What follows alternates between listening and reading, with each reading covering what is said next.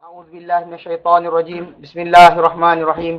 الحمد لله نحمده ونستعينه ونستغفره ونعوذ بالله من شرور أنفسنا ومن سيئات أعمالنا. من يهده الله فلا مضل له ومن يضلله فلا هادي له. أشهد أن لا إله إلا الله وأشهد أن محمدا عبده ورسوله.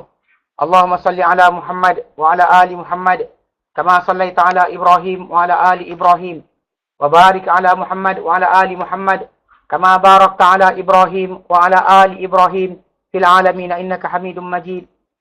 رب اشرح لي صدري ويسر لي أمري واحلل عقدة من لساني يفقهوا قولي. Amma ba'.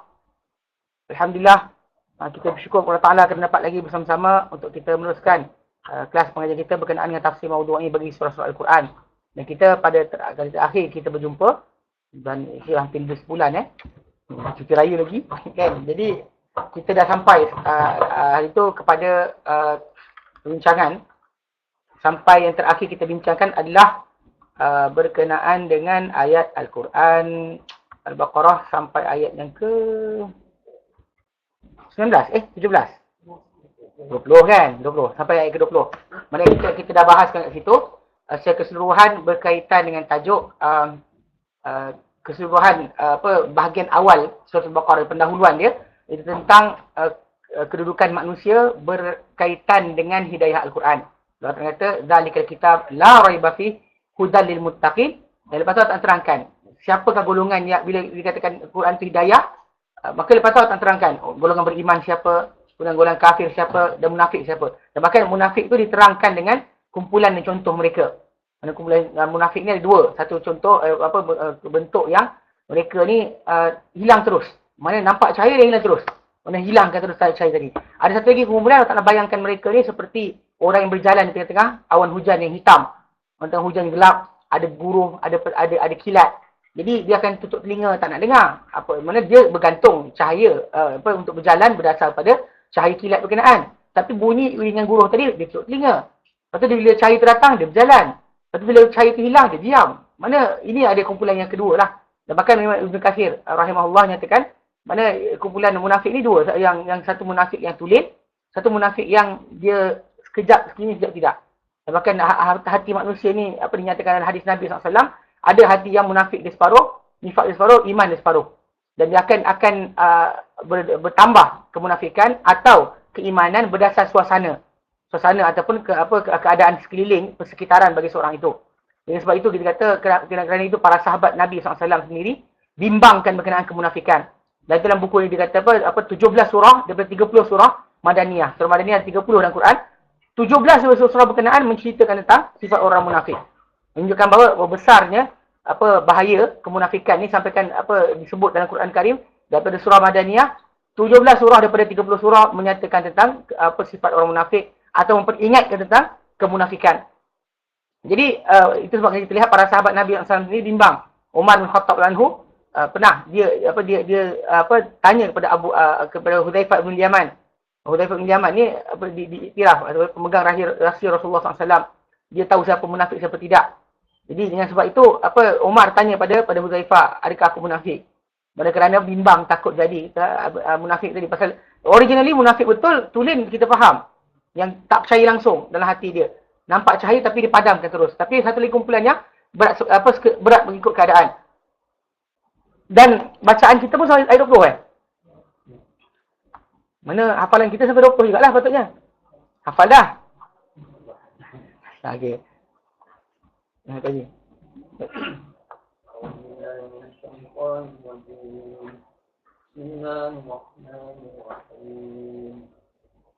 Alif Lam Mim. Zalikal kitabu la raiba fihi hudan lil muttaqin. الذين يؤمنون بالغيب ويقيمون الصلاة ومما رزقناهم ينفقون والذين يؤمنون بما أنزل إليك وما أنزل من قبلك بالآخرة هم يوقنون أولئك على هدى من ربهم وأولئك هم المفلحون إن الذين كفروا سواء عليهم أأنذرتهم أم لم تنذرهم لا يؤمنون ختم الله على قلوبهم وعلى سمعهم وعلى أبصارهم غشاوة ولهم عذاب عظيم فمن الناس من يقول آمنا بالله وباليوم الآخر وما هم بمؤمنين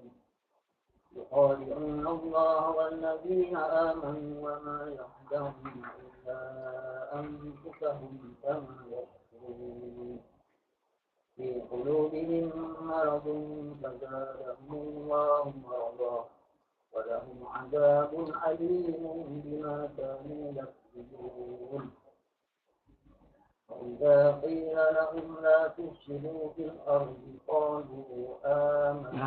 قالوا إنما إنما نحن مصلحون ألا إنهم هم المفسدون ولكن لا يشعرون وإذا قيل لهم آمنوا كما panjang آمنوا وإذا قيل لهم آمنوا كما pendek tuan baca pendek tuan baca aminu kama dia arahan dia wa idza qila lahum aminu dia actually aminu dia arahan dia panjang sikit dua harakat كما آمن الناس قالوا أنؤمن كما آمن السفهاء ألا إنهم هم السفهاء ولكن لا يعلمون حسبك jadi sambung وإذا لقوا الذي أعوذ بالله وإذا لقوا الذين آمنوا قالوا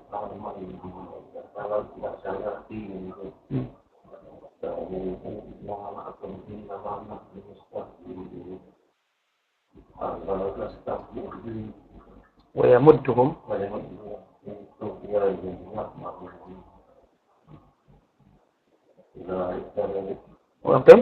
أولئك الذين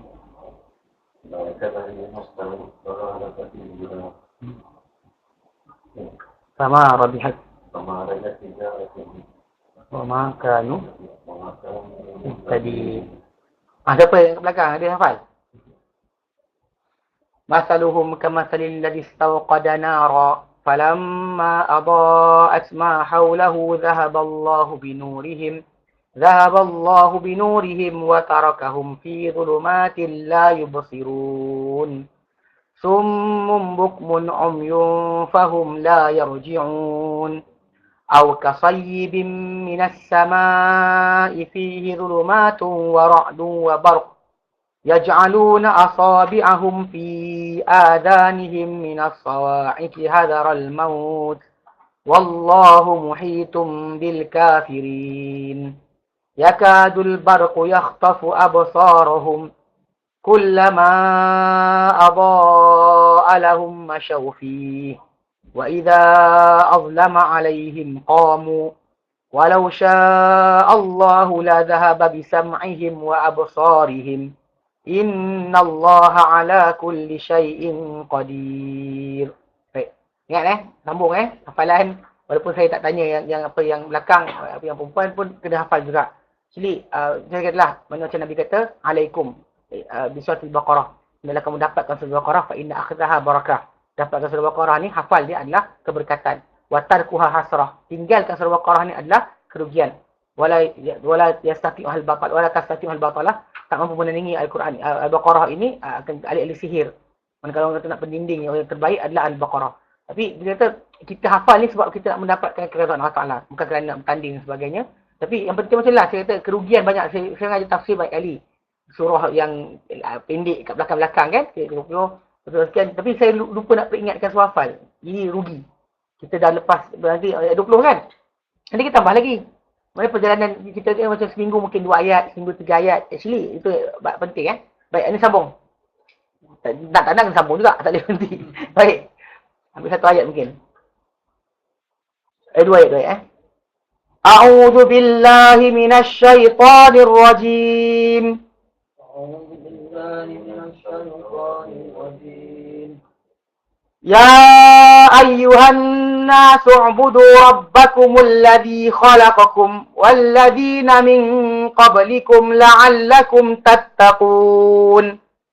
يا أيها الناس اعبدوا ربكم الذي خلقكم والذين من قبلكم لعلكم تتقون. الذي جعل لكم الأرض فراشا والسماء بناء. الذي جعل لكم الأرض فراشا والسماء بناء. وأنزل من السماء ماء فأخرج به من الثمرات رزقا لكم. وأنزل من السماء ماء فأخرج به من الثمرات رزقا لكم. فلا تجعلوا لله أندادا وأنتم تعلمون. ولا تجعلوا لله أندادا وأنتم تعلمون. Begitu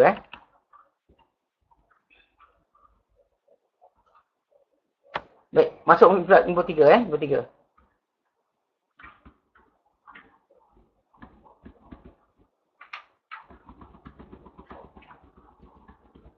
Baik, berkata pengarang-pengarang buku kita hafizahumullah, inilah haluan pertama dalam pendahuluan. Mana pendahuluan ni sampai ayat ke-39. Tapi haluan pertama, mana bahagian portion pertama dalam pendahuluan ini adalah iaitu membicarakan mengenai hidayah Al-Quran, pendirian manusia terhadapnya. Dan haluan ini membicarakan mula-mula sekali mengenai tata cara dan pembahagian manusia terhadapnya. Mana manhaj dalam pemahaman, mana manusia, cara pemahaman manusia, cara pemikiran mereka. Maka inilah yang pertama-tama sekali diajarkan dalam pendahuluan yang Al-Baqarah ini. Mana 1 sampai 20 tu terangkan bahagian berkenaan. Tata cara melaksanakan khilafah di bumi mempunyai perlembagaan. Mana tata cara bila kita ni melaksanakan hukum Allah Taala, kita khalifah Allah, maksudnya khalifah Allah lah. Kita ni orang Taala sebagai pengganti kepada makhluk yang lain. Kita bukan menggantikan Allah Taala. Allah Taala tak perlukan penggantian. Nanti kita akan belajar berkenaan khalifah tu apa layak dia. Jadi tata cara melaksanakan khilafah di bumi mempunyai perlembagaan. Kemudian berpindah cerita kepada pendirian orang yang melaksanakan haknya. Orang yang tahu hak berkenaan dan meninggalkannya. Kemudian orang yang tahu kebenaran secara zahir dan meninggalkan secara batin. Mana itulah dia kata mula terangkan Quran ini sebagai perlembagaan. Kemudian cerita tadi pindah kepada golongan yang melaksanakan haknya. Itu orang yang muttaqin kan. Kita daripada ayat yang ke-3, 4 sampai ke-5, ke-6. Ayat berkenaan kata apa? Alladzina yu'minu bil ghaib, terangkan siapa orang muttaqin yang melaksanakan hak untuk dengan mendapat hidayah Al-Quran. Kemudian orang yang tahu hak kebenaran dan meninggalkannya, itu orang kafir. Kan orang yang innal ladzina kafaru sawa'un 'alaihim a'anzartahum am lam tunzirhum la yu'minun. Itu orang yang tahu kebenaran, nampak tapi dilawan, tolak, kafir terus. Tapi lepas tu pula orang yang tahu kebenaran secara zahir dan meninggalkan secara batin. Yang zahir dia tunjukkanlah amanna. Bila dikatakan amanna, dia amanna, kami beriman. Kalau la tufsidul ard, jangan buat kerosakan. Innama nahnu muslihun. Kan bila jumpa orang beriman, wa idza laqul ladzina amanu qalu amanna. Wa idza khalu ila syayatin, bila bersendirian dengan penasihat-penasihat mereka, qalu inna ma'akum. Kami bersama kamu. Innama nahnu mustahzi'un. Kami hanya buat uluk-uluk saja. Nampak? Zahir dia tunjukkan, batin dia sembunyikan. Jadi itu keadaan manusia dengan Al-Quran. Sebenarnya ada yang melaksanakan haknya. Ada yang tolak terus, tak nak percaya. Ada pula satu lagi, zahir tunjuk, tapi yang dalaman dia tidak benar-benar mempercayai Al-Quran Karim. Kita kata macam-macam untuk terkena naik bila orang tanya dengan dia berkenaan dengan apa? Muslim, adakah orang yang kita orang juga? Moderate Muslim. Dia kata, no, there is no such thing as moderate Muslim. They are only practicing Muslim, partially practicing Muslim, non-practicing Muslim. Yang Muslim yang praktis Islam sepenuhnya, ada Muslim yang separuh buat, separuh tinggal. Kadang-kadang bila datang Ramadan kan, orang tak semayang pun puasa. Kan? Tak semayang dia puasa. Kan? Bukan puasa maghrib tu penuh dekat kedai. Lepas tu azan, makan, melantak. Lepas tu tak semayang. Tak tahulah ada jamak qasar ke, Allah alam. Ada jamak qasar ke? Jamak qasar kerana keletihan kan, kerana kepayahan, maka boleh jamak qasar. Allah alam, saya tak pasti. Jadi pergi tengok kat restoran kan. Even ada kedai-kedai pelik-pelik yang hidang Arab pun buat. Buka puasa, buffet Ramadan. Pelik betul kan. Tapi lah, jadi maksud dia partially practicing Muslim. Mana Muslim yang practicing Muslim, Islam, mana tak tutup aurat. Tapi Muslim tapi tak tutup aurat. So, dia tinggal bahagian tapi solat. Jaga akhlak. Ada seorang tu tak tutup aurat. Mulut jahat. Dan dia actually sentiasa sampaikan benda ni fitnah ke atas diri masing-masing. Sama ada orang tu dia tanya soalan, dia kata Ustaz, siapa lagi baik? Orang yang tutup aurat tapi mulut dia suka mengumpat, atau orang yang tak mengumpat, mulut dia baik tapi tak tutup aurat? Saya kata ini perbandingan di antara perompak dengan pencuri. The question is actually asking, siapa lagi baik Ustaz? Pencuri ke perompak? Dalam filem Hollywood ditunjuk macam tu. Orang kan, perompak pun sampai perompak, ada perompak jahat, perompak baik. Kadang-kadang orang tu daripada mula habis cerita, dia sokong perompak. Kau sokong siapa tu? Siapa? Hero. Siapa dia? Perompak. Siapa jahat tu? Perompak juga. Ni perompak tak bunuh orang, ni perompak bunuh orang. Macam tu je. Mana boleh? Kita tak boleh meletakkan kadar dosa macam tu. Mana dosa manusia dengan Allah Ta'ala, tak kira kadar dia besar atau kecil, ia adalah dosa. Dan bukan kita digalakkan mana yang lagi baik. Mana maksudnya mana lagi baik tu bukan macam tu. Mana lagi baik tu bukan itu kadar dia. Dapat tak semayang cuma yang satu kali je. Bukan. Tak boleh macam tu. Mana partially praktis Muslim ni masalah. Berbelas sekali non-praktis Muslim lah. Muslim tapi tak praktis Islam langsung. Just by name. Pun ada juga. Jadi secara tak langsung macam tu lah. Asas dalam Al-Quran Karim, dalam turunnya Al-Quran, memang manusia akan menghadapi Al-Quran tadi dengan 3 keadaan tadi. Mana kita jumpa orang kita diri kita sendiri. Adakah kita ni seorang yang melaksanakan hak Quran atau tolak hak Quran, atau mempersoalkan hak Quran, kata macam tak kenalah zaman kita sekarang ni. Itu. Ataupun satu lagi yang zahirnya mesti ikut Quran dan sebagainya, tapi belakang-belakang tak boleh ni.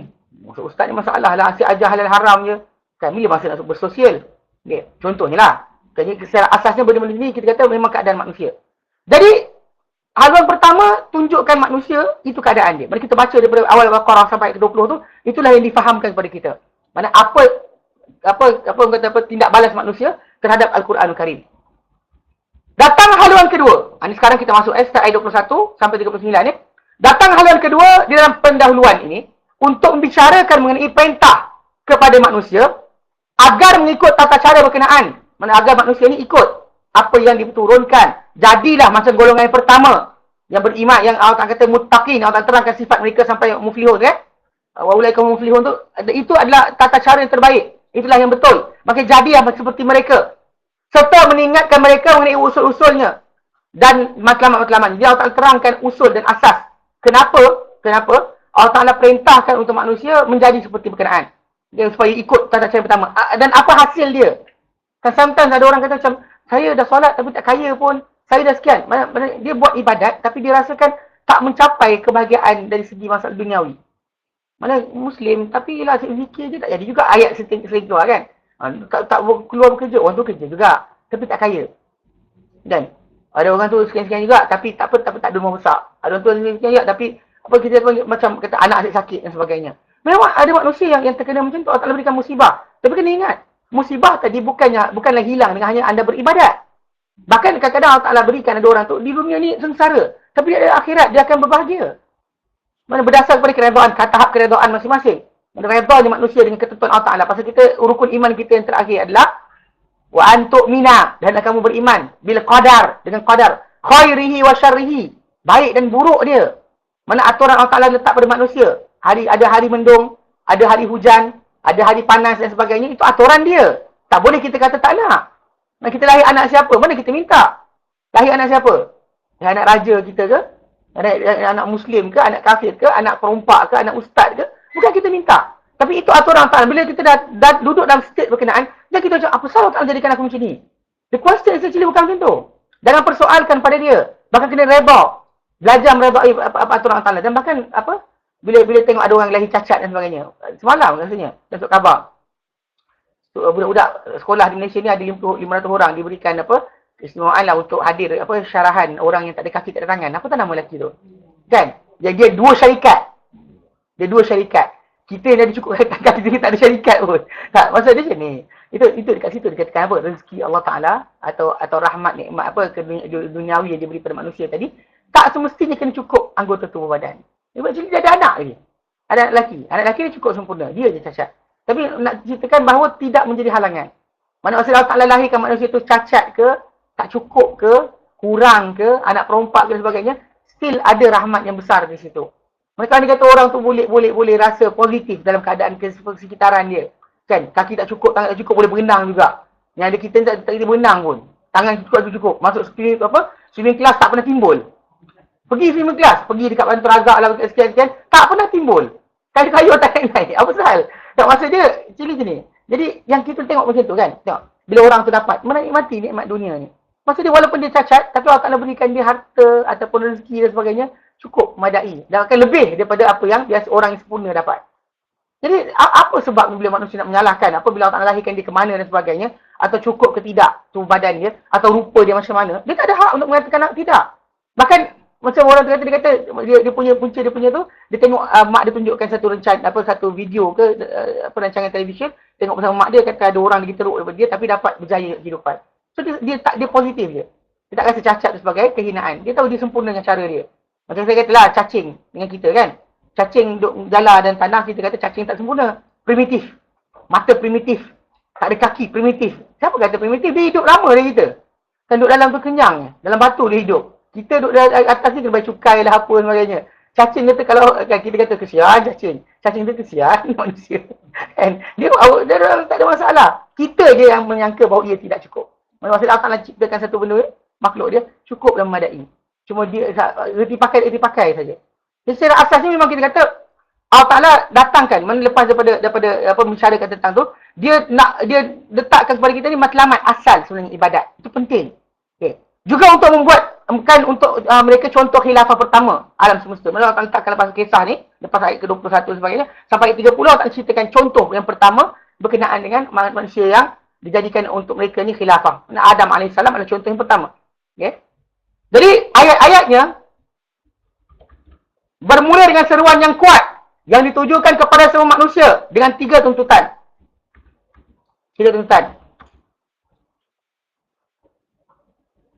Pertama, dikata hendaklah mereka menyembah Allah dan tidak menyekutukan dengannya sesuatu pun. Allah Ta'ala nyatakan, ya ayuhan nas wa'budu rabbakum. Sembahlah Tuhan kamu. Mana alladzi khalaqakum walladzi min qablikum la'allakum tattaqun. Yang cipta kamu, cipta orang sebelum kamu. Maka kamu akan bertakwa. Mana maksud dia apa tu Allah Ta'ala terangkan alladzi ja'alakumul arda. Mana Allah Ta'ala start dengan ungkitan Allah Ta'ala ni adalah layak. Allah Ta'ala ungkit pada kita benda yang memang dibagi. Macam-macam benda yang dibagi pada kita. Maka kenapa selain dia juga kita cari sebagai Tuhan? Tak boleh. Mana hanya dia patut disembah. Okey. Kedua adalah mereka beriman dengan Al-Quran yang turun kepada nabinya. Itu dah ayat ke-23. Jadi kita baca lagi kan ayat tu. 23 kita tinggalkan. Okey. Mana hendak mereka beriman dengan Al-Quran yang diturunkan kepada nabinya Muhammad SAW. Dan kemudian yang ketiga depan sikit ada berkenaan dengan hendaklah mereka gerun kedahsyatan hukuman Allah Ta'ala serta berharap pada keluasan ganjarannya. Mana mereka berasa gerun terhadap kedahsyatan hukuman Allah Ta'ala. Itu depan lagi. Jom kita baca lagi. Dia kata ini, tiga perkara ni adalah rukun akidah Islam. Bermula dengan beriman kepada Allah dan ia adalah permulaannya. Dan dikhatamkan hujungnya dengan apa? Beriman dengan hari akhirat. Hujung dengan hari akhirat. Mana akhir daripada ayat sampai sebelum ayat ke-30 29 tu, 21 dan 29. Hujung 29 tu berakhir dengan apa? Suruh beriman dengan hari akhirat. Kemudian datang pertengahan perbincangan berkenaan perantaraan di antara iman dengan Allah dengan hujungnya beriman hari akhirat. Tengah-tengah tu datang perbincangan mengenai perantara itu beriman dengan kitab dan juga rasul. Itu rasul kan Allah sebut bila ya ayuhan wa in kuntum fi raibin mimma nazzalna ala abdina fa'tu bi suratin min mithlih. Datangkan satu surah seumpamanya. Okey. Jadi ayat ni datang dikata dengan antara pertengahan tu mana awal dengan sembah Allah Taala, akhir dengan tajuk akhirat. Tapi tengah-tengah tu berkenaan dengan Rasul dan juga kitab yang menjadi perantara untuk manusia ini beriman. Ayat-ayat berkenaan bermula memerintahkan manusia agar menyembah Tuhan mereka yang telah mengasuh mereka di atas hidangan kemurahannya. Allah Ta'ala berikan asuhan pada kita. Mana dia asuh, dia bela kita.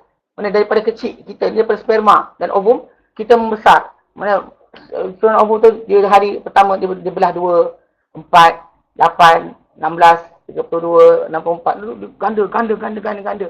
Sampai last kali gandaan tadi, punya banyak gandaan berkenaan. Sampai ke legas billion sel. Billion sel tadi, separuh jadi mata, separuh jadi mulut, separuh jadi hidung, separuh jadi telinga, sebahagian jadi jantung, sebahagian jadi tulang, sebahagian jadi macam-macam. Semua badan kita ni mana daripada sel yang satu tadi.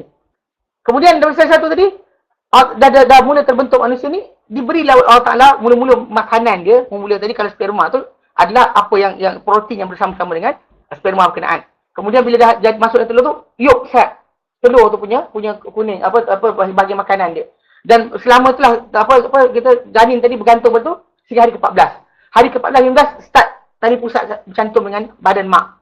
Bila bercantum tali pusat mula terbentuk, start darah masuk dalam badan. Dan ketika itulah mana bayi tu perlukan apa, diberikan makanan cukup. Bila masa nak perlukan tulang, hantar kalsium. Bila masa dia daging, hantar protein. Maksud dia dibela dengan kadar yang cukup. Asuh sikit-sikit. Dah besar. Lahir-lahir manusia ni. Terus Allah jadikan untuk dia makanan yang mudah. Dan dia actually memang Allah Ta'ala fitrah kan. Manusia ni keluar-keluar, dia tahu nak makan ikut mulut. Actually dalam perut kita makan ikut tali pusat. Tak pernah makan ikut mulut. Tak pernah kita makan ikut mulut. Makan ikut tali pusat. Tahu tak? Jadi tapi bila keluar-keluar, tahu je. Ulu benda dihisap. Maksud dia menunjukkan bahawa bayi tadi Allah Ta'ala fitrahkan. Lepas tu Allah Ta'ala jadikan asuh dia lagi. Jadikan untuk dia apa? Mak bapak yang nak bela dia.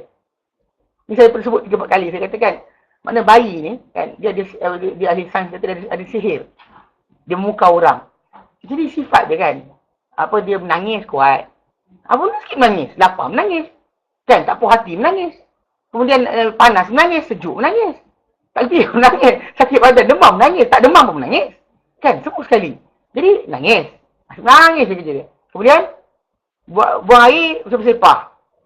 Mana dia ikut timing kata nak pergi handas. Kata dia, kan? Dia nak buang air, dia buang air. Suka hati dia je. Okay. Kemudian apa? Gigi tak ada. Air liur meleleh. Kan? Sifat tadi kita sifat kalau ikut sifat. Remeh. Pasal kalau dia kata kita berikan sifat yang sama kepada orang tua, tak ada siapa nak bela. Bagi orang tua pada kita. Orang tua tu gigi tak ada. Air liur meleleh, asyik menangis je. Kan? Menangis kan. Lepas tu kemudian buang air bersepah. Bila buang air, kena pakai napkin. Seriously, siapa nak bela?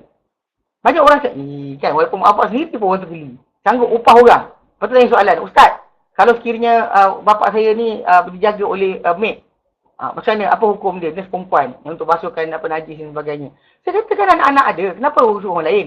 Tapi Ustaz, kami sibuk bekerja. Kalau saya gajikan orang, kena macam mana? Yang kata orang kata, bukan malah kerja. Rasa jijik dan geli pun ada. Faham tak? That's the point sebenar. Tapi nak kepahamkan sekarang mana bayi tadi, baby tadi, dalam keadaan dia macam tu, state yang sama dengan orang tua tadi tak bela. Kan, orang tak nak bela. Tapi budak kecil, kan, semua, everybody, tak kira bangsa apa, mana warna kulit pun, kita tengok, kita kesian, kita akan ada rasa tadi. Allah tak timbulkan rasa berkenaan supaya bayi tu, atau anak manusia ni, terjaga. Ada orang nak bela.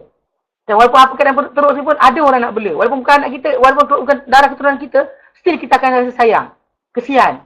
Nampak dibuang, kita menangis, kita tengok. Mana menunjukkan bahawa itu yang sifat Allah jadikan pada manusia ni. Matlamat dia supaya apa? Bayi tu terasuh untuk ada orang bela. Dan didik. Ada orang nak jadi cikgu. Kalau semua orang sibuk kan, lantaklah anak sendiri masing-masing mengajar. Tak ada siapa nak jadi guru, mengajar sekolah. Macam mana?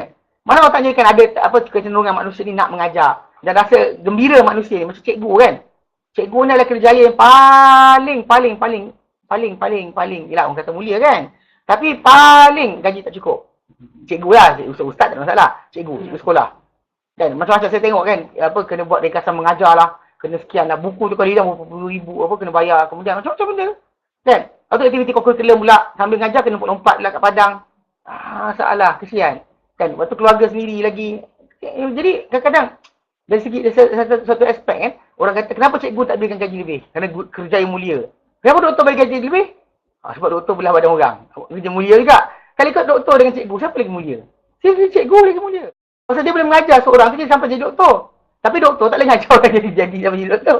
Faham tak? Konsep dia ni, jadi cikgu, guru ni paling baik. Tapi pasal, walaupun kejaya tadi kan, banyak remeh. Tapi banyak juga orang nak jadi cikgu. Kalau rasa happy kalau orang dia dapat ajar, anak murid dia faham, dia happy, dia rasa, gembiranya. Tapi sifat tadi tu, siapa jadikan? Allah. Supaya manusia ni ada satu kumpulan manusia nak mengajar. Kan semua tak nak mengajar kan? Semua tak happy mengajar. Rasanya lama dah semua budak-budak tak belajar, tak ada sekolah kosong. Tak ada cikgu. Sebab apa? Tak ada apa nak mengajar. Kan, faham tak? Mana benda dia Allah Ta'ala sediakan untuk supaya manusia ni terdidik, terasuh. Ini Allah Ta'ala sediakan. Bukannya kita sendiri sih. Allah Ta'ala sediakan environment dia. Allah Ta'ala sediakan semua keadaan dia. Sampaikan manusia ni nak ada kumpulan nak buat benda sekian. Semua sekali. Terjaga bayi ni. Sampai besar, dewasa dan sebagainya. Kita dibela dan dibesarkan oleh Allah SWT. Dengan cara yang kata apa, dengan hidangan rahmat Allah Ta'ala. Dengan hidangan rahmat. Maksudnya, semua rahmat Allah Ta'ala. Allah Ta'ala berikan dalam semua aspek. Suasana, kasih sayang, keadaan, rezeki. Allah Ta'ala tumbuhkan dengan mudah untuk kita makan dan sebagainya. Kan, daging yang binatang, lembu tu kalau ikutkan dia lagi kuat dari kita. Kalau ikut badan kita, berat kita dengan badan dia lagi kuat. Tapi boleh Allah takdirkan dia tunduk. Untuk kita ajar dia, bawa dia, sembelih dia. Kan kalau semua lembu macam rimau. Semua lembu garang macam rimau. Agak-agak kita nak makan daging macam mana? Jenuh! Kan? Payah gila kan nak kejar. Kenapa tu? Mati tengah sembelih lembu, kena gigit dengan lembu tu mati. Kalau dia kata Allah tak jadikan. Macam tu Allah tak jadikan. Binatang kita bela-bela, binatang sekian. Semua tu adalah nikmat rahmat Allah Ta'ala. Yang kita tak perasan. Okay, itu Allah Ta'ala ungkit balik. Jadi kata, kemudian ayat berkenaan menjelaskan perkara yang wajibkan kelayakan baginya Allah Ta'ala untuk bagi penyembahan. Ia berunsur daripada penciptaan sekalian jiwa kepada kaki langit. Mana start daripada dia Allah kata, alladhi khalaqakum, kan? Ya ayuhan nas, wahai manusia, wa'budu rabbakumul ladzi khalaqakum. Sembahlah kamu akan Tuhan kamu yang telah ciptakan kamu. Dan orang sebelum kamu, moga kamu bertakwa. Betul, sambil tu Allah alladzi ja'alakumul arda firasya was samaa binaa wa anzala minas samaa'i maa'a. Mana Allah Ta'ala ungkit. Mana Allah Ta'ala sebut. Mana kelayakan Allah Ta'ala menjadi Tuhan yang disembah bukan hanya setakat pada diri kita. Mana kita dapat lihat kejadian kita, tak. Kejadian bapa kita, tak. Lebih lagi apa? Bumi dan langit ini. Mana Allah Ta'ala jadikan untuk kamu bumi ini sebagai apa, hamparan. Mana kita berjalan atas muka bumi ini macam kapet yang besar. Mana hamparan yang besar. Bawah ni cair. Bawah bumi ni cair. Mana beku dan juga panas. Kan? Lahar. Tapi bumi ini kita macam tu atas kapet lah. Bahaya dari bawah, tapi kapet tu untuk apa? Menahan kita daripada bahaya dari bawah. Kita duduk atas tu. Dan dia bersirat apa? Kita melebar dan bersiratkan. Kita gunakan. Macam hamparan. Macam hamparan yang terhampar. Kita duduk atas hamparan tu dah. Duduk situ. Wassamaa binaa. Dan langit sebagai binaan. Mana tinggi naik. Mana tak jatuh pula. Kalau dia kata hilang satu tingkat, jatuh pula bintang. Makin dekat. Kan ada jarak. Jarak yang kita kata apa? Statik. Jarak itu nampak estetik dengan apa, macam-macam tak akan berubah, tapi diperhatikan ia berubah. Maksudnya dia ada pergerakan, ada pusingan, ada pada paksinya, semua benda bergerak. Allah kata wa kullun fi falaki yasbahun, semua benda di angkasa ni semuanya apa? Berenang, semuanya berenang, semua bergerak. Tapi yang pergerakannya apa? Yang betul dan tepat. Macam semua sekali. Was-samaa binaa. Wa anzala minas samaa'i maa'a. Dan akan turunkan dari langit rezeki, air. Fa'akhraja bihi minas samarati rizqan lakum. Bagi dia keluarkan dengan air berkenaan minas samar daripada buah-buahan, hasil-hasil yang banyak, rizqan lakum sebagai rezeki untuk kamu. Fala taj'alu lillahi andada. Maka sebab itu jangan kamu jadikan untuk Allah Ta'ala sebarang sekutu, any sekutu. Wa antum ta'lamun, akan kamu mengetahui. Tak boleh. Jangan buat. Okey.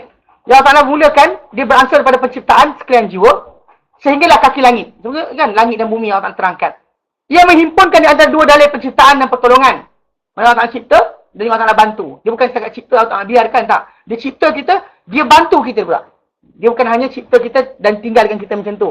Bahkan segala perkara di langit dan di bumi ini, semuanya adalah bantuan untuk kita. Anything kita guna actually, semua adalah bantuan dari Allah Ta'ala.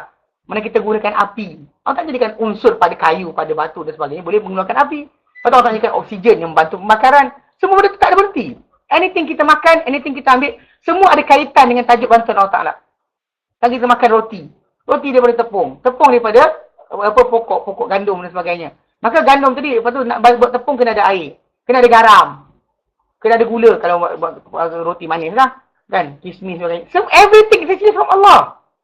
Semua daripada Allah Ta'ala. Mana ada benda betul dari kita buat sendiri. Kita adun saja. Nak buat rumah, bangunan dan sebagainya. Perlu pasir, simen, kapur dan sebagainya. Cat. Semua benda tadi, besi. Semua benda tadi datang daripada apa? Bantuan Allah Ta'ala bantu, mudahkan kita untuk menggunakan benda-benda tersebut. Mana hatta kalau kita kata zaman kita lah mudah ni, tak. Zaman dulu pun ada orang buat, cuma kita tak faham macam mana dia orang buat. Kan zaman kita ni kita nampak lah apa kerana dengan ada jentera-jentera, kita mudah buat bangunan tinggi-tinggi. Tapi zaman dahulu piramid besar, Kan bangunan lain besar, estate besar. Mana datang mana? Kan diorang kalau ikut kan tak ada pertukangan besi dan sebagainya. Tak nampak pun. Nampak rumah-rumah di tanah. Orang Afrika kan. Rumah di tanah aja.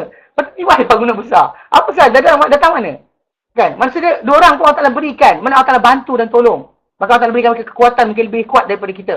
Yang sebab itu kata binaan alam ni ataupun apa benda dibina di dunia ni semua sekali daripada bantuan Allah Ta'ala. Kita je perasan kita ingat kita punya. Kita pun boleh belajar pakai pen, kertas kita pakai. Semua daripada apa? Bantuan Allah Ta'ala. Mana Allah Ta'ala cipta dan dia bantu kita untuk meneruskan hidup dengan kadar yang betul. Kadar yang selesa. Dia selesakan kita dengan apa benda yang diciptakan.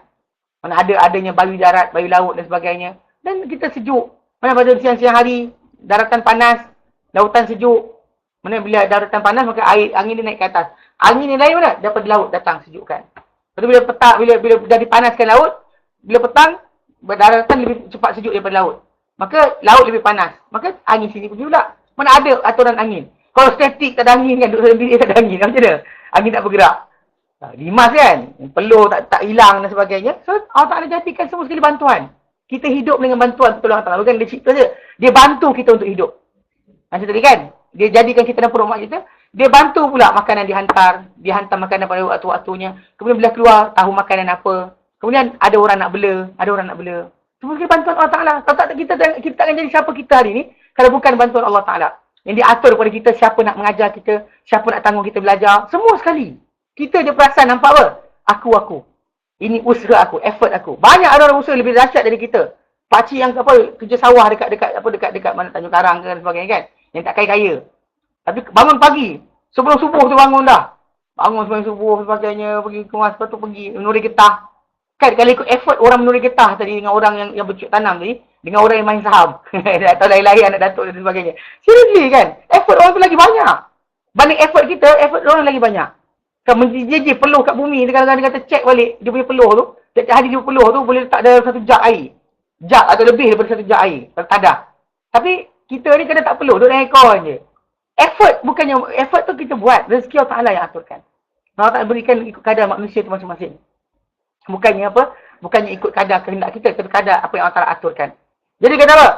Dialah Subhanahu Wa Ta'ala yang telah mengeluarkan sekian hamba. Semuanya daripada ketiadaan kepada kewujudan. Asal kita semua tak ada, tapi lepas tu kita wujud.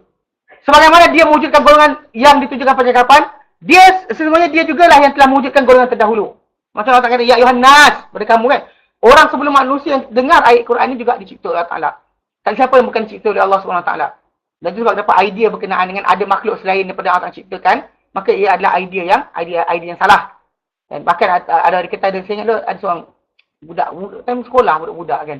Langsung kawan saya. Dia ni dia jadi ahli falsafah kot sekarang ni. Kalau ada. Cerita di sini, dia kata. Macam apa, dia kata, boleh tak dia kata? Boleh jadi tak? Kita ni bos ciptaan Allah Ta'ala. Allah Ta'ala cipta kita makhluk Allah Ta'ala. Boleh tak ada Tuhan lain yang dia ada makhluk dia sendiri, dia cipta. Yang dia tak ada kaitan dengan kita. Saya ada mainan saya.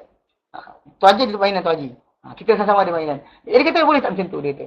Dia actually ketika kita budak-budak sekolah tak belajar apa berkenaan Al-Quran. Tak belajar berkenaan hadis Nabi dengan betul. Jadi kadang-kadang budak-budak ni kadang keluar idea macam tu tapi tak bisa betulkan. Lepas kita belajar, kita tahu Allah Ta'ala sebut dalam Quran. Dan surah Al-Ikhlas. Allah Ta'ala katakan, walam yakul lahu kufuwan ahad. Dan tidak ada bagi Allah ni. Tidak ada langsung lahu kufu yang setara. Mana meaning that? Maksud tadi saya kata saya ada, Tuan Haji ada. Maksudnya saya setara dengan Tuan Haji. Bila saya kita, Tuan Haji kita. Maksudnya saya punya barang saya. Tuan Haji barang Tuan Haji. Maksudnya kita setara dari masalah pemilikan. Dan Allah Ta'ala kata apa? Walam yakul lahu kufuwan ahad. Tak setara dengan dia suatu benda pun. Tak ada siapa-siapa setara dengan Allah Ta'ala. Yang maksudnya tak boleh kita bayangkan pun ada yang setara macam tu. Mana ada alam lain, ada Tuhan lain dan sebagainya. Mana boleh? Sebab Allah Ta'ala ni Rabbil Alamin. Tuhan sekalian alam. Apa saja yang di dunia ni yang tercipta, yang makhluk semua sekali adalah ciptaan Allah Subhanahu Wa Ta'ala. Tak ada makhluk bukan ciptaan Allah Ta'ala. Jadi dan nak membayangkan Tuhan lain sekali Allah Ta'ala yang mempunyai alam sendiri bertentangan Al-Quran. Bahkan kufur. Orang tu mula nak try, ada idea tadi, dia perlu tarik balik. Kena banyak-banyak apa isti'azah. Mana minta perlindungan Allah Ta'ala sebab syaitan tengah beri idea. Agaknya barangkali boleh jadi. Jangan. Tinggalkan semua sekali. Sebab tak boleh kita kata ada kewujudan selain apa yang Allah Ta'ala wujudkan. Dan bahkan bila extend benda ni, bila Al-Quran kali ceritakan kisah Adam kan. Lepas tu manusia ni, kita kata cuba belajar tentang Adam. Tapi kita tengok tak jumpa Adam mana. Kan? Tak jumpa Adam punya jasad dan sebagainya. So lah sekali diorang boleh start. Kan jadi beruk tu. Kan? Asal manusia daripada beruk dia. Kan? Beruk jadi apa? Homo sapien lah, homo erectus lah, homofobia apa? Macam homo benda. Tak tahu pelik lah. Pasal dia tak nak jawapan. Lepas tu dia pergi datangkan dengan idea. Kononnya sebelum Adam ada Adam lain. Kan ada orang cerita Adam je. Maka ada makhluk lain selain ciptaan tanah, tak ada. Mana ada makhluk lain datang bukan Allah ciptakan. Tidak ada. Ataupun Allah ciptakan. Kalau Allah ciptakan, dia ada. Kalau Allah ciptakan, dia tinggalkan benda tu. Jangan ada idea pun. Yang cuba bahaskan pun. Bila kita cuba bahaskan, adalah soalan tu soalan pelik. Soalan pelik. Soalan yang tak patut ditanya. Macam, bila orang tu start tanya je kan, dia sebenarnya membahaskan tentang benda yang tak boleh. Itu contoh macam ni. Saya kata, Ali beranak tadi dekat hospital. Dia kena apa? C-section, potong. Ali beranak. Itu orang tanya, anak lelaki atau perempuan? Soalan kedua tu salah. The first ni kan, first statement tu salah. Mana Ali mana beranak? Yang beranak bini dia. Kan? Ali tak ada beranak. Abu tak ada beranak. Ahmad tak ada beranak. Yang beranak siapa? Isteri dia. Bila orang tu kata tadi ahli dekat hospital. Dia sepatutnya tolak dah tu. Dia tanya pula. Lelaki ke perempuan? The question yang tak boleh ada. Mana bagi Allah Ta'ala benda berkenaan tak boleh dipersoalkan. Yang Allah Ta'ala kata dia Tuhan sekalian alam. Tapi ada tapi je apa salah. Tak boleh. Pasal benda tu adalah di luar. Bila Allah Ta'ala dah statekan tak ada siapa setara dengan dia. Dan tidak ada siapa setara dengan dia. Bila Allah Ta'ala ceritakan hanya Adam. Adam dijadikan. Selepas jin kita ni pengganti. Maka kita lah dia. Tak ada lain dah. Dan kita tapi kita tengok dekat sana. Kita start je ceritanya tu. Dan masalah. Kita apa, ada intelligent apa creature. Ada dari manusia. Jin dan juga apa syaitan. Apa jin dan juga malaikat. Kan actually kalau ikut daripada hadis Nabi SAW. Yang kita taklif dua je. Asal kau lain je apa. Jin dan manusia. Stop situ lah. Rupa jin tadi tak kira lah. Rupa macam mana pun. Rupa binatang ke dia. Rupa kambing ke dia. Tak kira. Tapi yang pentingnya jin-jin. Manusia-manusia. Dua tu saja. Datang kita. Tapi. Diorang kata. Hari tu nampak. Cahaya dari langit. Turun. Habis. Tak pasal dia statement. Tadi tu dia cuba try masuk pada benda yang tak patut masuk. Maksudnya tak ada ciptaan lain selain Allah ciptakan. Dan kalau ada panduan untuk perkara berkenaan. Nabi dah ajar. Nabi dah ajar dah. Nabi akan terangkan kamu. Jagalah kena datang makhluk asing nanti datang. Tak ada. Ini pelik-pelik manusia ni. Baik. Dia kata dia mulakan dengan golongan yang tujukan percakapan kerana pengetahuan manusia mengenai keadaan dirinya adalah lebih jelas berbanding pengetahuannya mengenai keadaan orang lain. So, tak mulakan dengan ya ayuhan nas u'budu rabbakumul ladzi khalaqakum. So kita lebih tahu diri kita berbanding dengan keadaan orang lain. Bila kita perhatian diri kita tahulah apa yang kita dapat. Dan dia kata berpengabdian maksudnya dan orang dahulu tu orang dulu. Kita mana Allah tuju pada orang yang mendengar dahulu. Pengabdian kepada Allah Ta'ala yang diperintahkan itu akan menjadikan manusia pada harapan untuk menjadi golongan yang bertakwa. Matlamat asal ibadat adalah supaya manusia bertakwa. Itu maksud dia. Jadi itu yang kita tinggalkan Ramadan baru ni. Matlamat yang kita kejar daripada Ramadan bukanlah kurus badan. Ni banyak orang salah faham. Kenapa masuk ni? Sebab nak kurus badan. Nak kurus badan. Kenapa? Sebab sekian diet kan? Tak boleh. Kenapa senaman? Sebab nak stretching. Tak boleh. Pasal kita semayang, kita semayang, kita solat, kita puasa. Matlamat asal puasa, matlamat asal semua ibadat kita buat. Hatta bayar zakat. Memang kita bayar zakat tadi, para ilmuwan membahaskan, dia kata untuk memusingkan ekonomi. Kan supaya harta tu berjalan. Bila zakat dikeluarkan, orang miskin ada duit, orang miskin beli barang, maka duit tadi modal dia balik bila orang kaya untuk rotate balik untuk jadi modal. Kalau orang kaya buat barang, tak ada siapa nak beli, apa guna dia buat barang kan? Okey. Jadi dia bahas macam tu secara apa? Secara logik. Tapi sebenarnya matlamat asal ibadat itu bukanlah untuk manusia tu jadi ini atau itu atau sebagainya. Maka matlamat asal dia adalah apa? La'allakum, moga kamu dengan beribadat tadi takwa kepada takwa. Itu Ramadan kita buat. Kalau kata apa? Kutiba alaikumus siyam kama kutiba alal ladzina min qablikum la'allakum, moga kamu lepas apa? Takwa. Dia bukan cari benda lain. So ini dekat ayat ini Allah Ta'ala terangkan matlamat asal ibadat. Bahkan semua ibadat kita buat matlamat adalah ketakwaan. Dan ibadat ketakwaan itu adalah benda utama yang patut dikejar. Macam kita ibadat kan, jangan tunggu satu hari nanti kita lihat atas hari. Kan sometimes kita untuk belajar baca berkenaan dengan apa? Kisah-kisah wali 9 lah, wali 10 lah. Orang yang doa macam ni, orang doa macam tu kan. Orang tu nampak gini, raib, gini dia sekian. Kan baca buku 1001 kisah orang-orang soleh. Yang ada sebahagian tu daripada hadis Nabi, sebahagian tu tarik jumpa mana tak tahu. Tapi kisah tu tersebar. Jadi benda-benda macam ni, macam mistik atau pemahaman atau apa kepercayaan bahawa adanya apa benda gaib yang pelik-pelik ni, actually benda macam ni kita tahu pada manusia ni benda ni bukan baru, lama. Bahkan masyarakat kita belah apa India, China, kan Asia Tenggara ni, kepercayaan tentang mistik ni kuat. Terlampau kuat. Di Eropah dapat hilang sebab diorang ada secularism masuk, dapat langgar benda berkenaan. Bukan sebab agama, sebab secularism. Kalau dia tak nak percaya tentang ketuhanan, langsung tolak Tuhan, pasal tak nak Tuhan kacau kehidupan diorang. Kalau bila masuk gereja dalam menyeleweng. Tak kena dekat cukai, orang miskin, orang kaya, duduk kaya kan. Lepas last sekali kan ada apa? Tuan tanah dengan apa? Feudal kan, ada tuan dan sebagainya. Sistem tadi tu ditentang dan akhir sekali diorang buang tu agama. Sebab agama tu hanya nama saja tinggal. Ataupun apa upacara saja. Tapi untuk kepercayaan bagi mengawal diri dia jangan menjaga yang haram, jangan makan yang haram, tidak sekali. Macam Yahudi kan yang zaman sekarang ni. Babi makan macam tu je. Pada ikut Taurat tahu haram. Haram babi tu, tak pernah halal pun, tak pernah halal. Bahkan Isa AS tak pernah makan babi pun. Tapi dia orang perasan tak? Orang Kristian dan sebagainya. Pelik kan? Dia makan juga. Macam tak ada nilai. Punca sebab apa? Sebab bagi dia agama ni jaga berkenaan dengan hal ehwal akhirat saja. Kematian, kan, perkahwinan dan sebagainya. Lain tak nak? Yang kacau. Other than that, dia nak menjaga apa? Menjaga. Kan? Bahkan mungkin dia kata dia ni penjaga, dia ni producer filem-filem pornografi, tapi still salib akan pakai. Akan pakai salib. Kan kita tak boleh bayang macam orang Islam yang buat kerja kat senonoh kan. Lepas tu apa tattoo kat dada Allah. Jadi macam itulah. Itu similarity dia. Nothing, tak buat apa orang tak perintah, tapi gaya agama tu macam ada. Tapi kita belah zaman area apa kawasan kita ni, kepercayaan tentang benda-benda mistik ni kuat. Kan, contoh macam apa percaya jin, percaya berkenaan dengan dewa, dewata, kan Cina ada dewi, dewa, pada dalam Hinduism ada. Jadi dia kuat pegangan tadi. Dan bahkan bila kita baca kisah-kisah tadi tu, sebahagian kisah tersebut dia influence ke dalam keadaan seperti sekadaran apa manusia yang beriman, orang Islam ni tadi. Bahkan sambung kisah dewa dewi tadi dengan kisah wali-wali. Yang mana ada orang cuba nak clarify, dia kata nak justify nak kata mengiyakan wali dewa dewi punya kisah tadi dengan tajuk wali-wali tadi adalah dewa dewi yang zaman dahulu. Mana boleh buat apa saja. Jalan atas air, macam perintah dia perintah Tuhan. Mana dia cakap apa Allah Taala akan kabulkan. No, dalam hadis Nabi sallallahu Nabi kata macam tu. Apabila tentang wali Nabi kata Allah Taala kata wala in sa'alani la utiyanna. Minta kau apa aku pasti bagi. Tapi bukan maksud dia ikut kehendak orang berkenaan. Baca betul-betul pasal Nabi ni lebih tinggi daripada wali. Pasal Nabi SAW sendiri pun bila nak minta apa-apa Allah Taala limit kan. Ada benda Allah Taala bagi, ada benda Allah tak bagi. Sebab Nabi tak pernah buat banyakkan makanan tiap-tiap hari. Kan makanan sedikit jadi banyak. Tiap-tiap hari kena Nabi buat? Tak. Air sedikit jadi banyak. Tiap-tiap hari kena Nabi buat? Tak. So, jadi kalau tak tiap-tiap hari, yang wali tiap-tiap hari pasal apa? Tak boleh tanya ke? Kan banyak orang tak tanya benda tu. Kan wali jalan atas air. Tiap-tiap hari jalan atas air. But every day magic. Every day kehidupan dia magic. Pegang sini keluar air. Pegang sini keluar. Kan kisah wali 9 kan?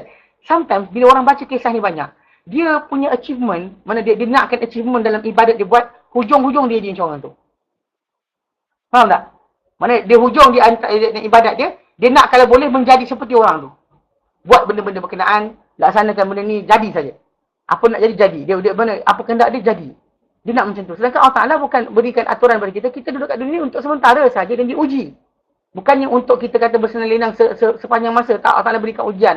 Ada masa sedih, ada masa gembira. Ni asyik baca cerita Cinderella masalah. And they live happily ever after. Dia tak tahu lepas tu Cinderella campak pinggan dekat suami dia. Kan menangis-nangis. Mana? Kan betul tak? Kan? Grumpy, marah-marah hutang datang bulan. Marah tak bawa pergi pasar raya ke. Contohnya kan? Minta tak kaki. Kenapa tak pergi pasar raya kan? Kan? Itu tak baca. Pasal apa? Dia berhenti kat situ je. Lepas kahwin, happily ever after. Dia tak ingat lepas tu ada lagi. Apa? Consequences dia. Kan? Entah Cinderella kentut ke suami dia marah ke. Banyak benda lah. Kan? Benda-benda berkenaan kita kata konsep pemahaman idea ni tadi. Idea tentang alam ni macam mana. Apa pengakhiran kita kejar. Jadi Allah Ta'ala berikan pada Al-Quran Karim gambaran sebenar. Kenapa kamu sembah Allah Ta'ala. Dan ini actually jawapan sebenar Kalau orang tanya dengan kita, Allah Ta'ala tak perlukan ibadat kita buat. Kita buat ibadat, Allah Ta'ala tak bertambah kuasa dengan ibadat kita buat. Tak ada bertambah kuasa dia kerana kita sembah dia makin dia kuat. Tak ada. Tak. Ataupun kita tinggalkan sembah dia makin tak kuat. Pun tidak juga.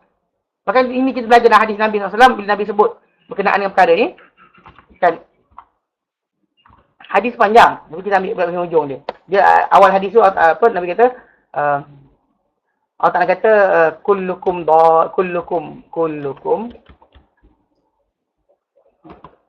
oh banyak sangat. Kullukum dal. Cerita hadis Muslim kan?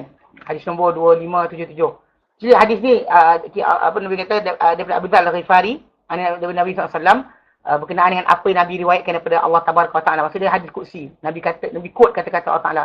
Nabi kata Allah Taala kata. Dia kata Allah Taala kata. Dia bukan Quran, tapi kita kena tahu bahawa ini adalah apa yang Nabi quote kata-kata Allah Taala. Macamlah pemberita kan cakap. Perdana Menteri mengatakan, bukan Perdana Menteri cakap tu kadang-kadang mungkin dia ambil kesimpulan apa yang Perdana Menteri. Dia bukan word per word. Bukan per word dia cakap kan. Tanpa Perdana Menteri cakap, dia pun batuk je. Perdana Menteri berkata, itu kita Perdana Menteri cakap tu, Perdana Menteri, itu minum air, dia pun buat juga. Perdana Menteri Malaysia mengatakan, bukan air, tu cakap, sebiji macam tu. Tak. Kita quote lah kata-kata berkenaan apa kesimpulan kata-kata tadi.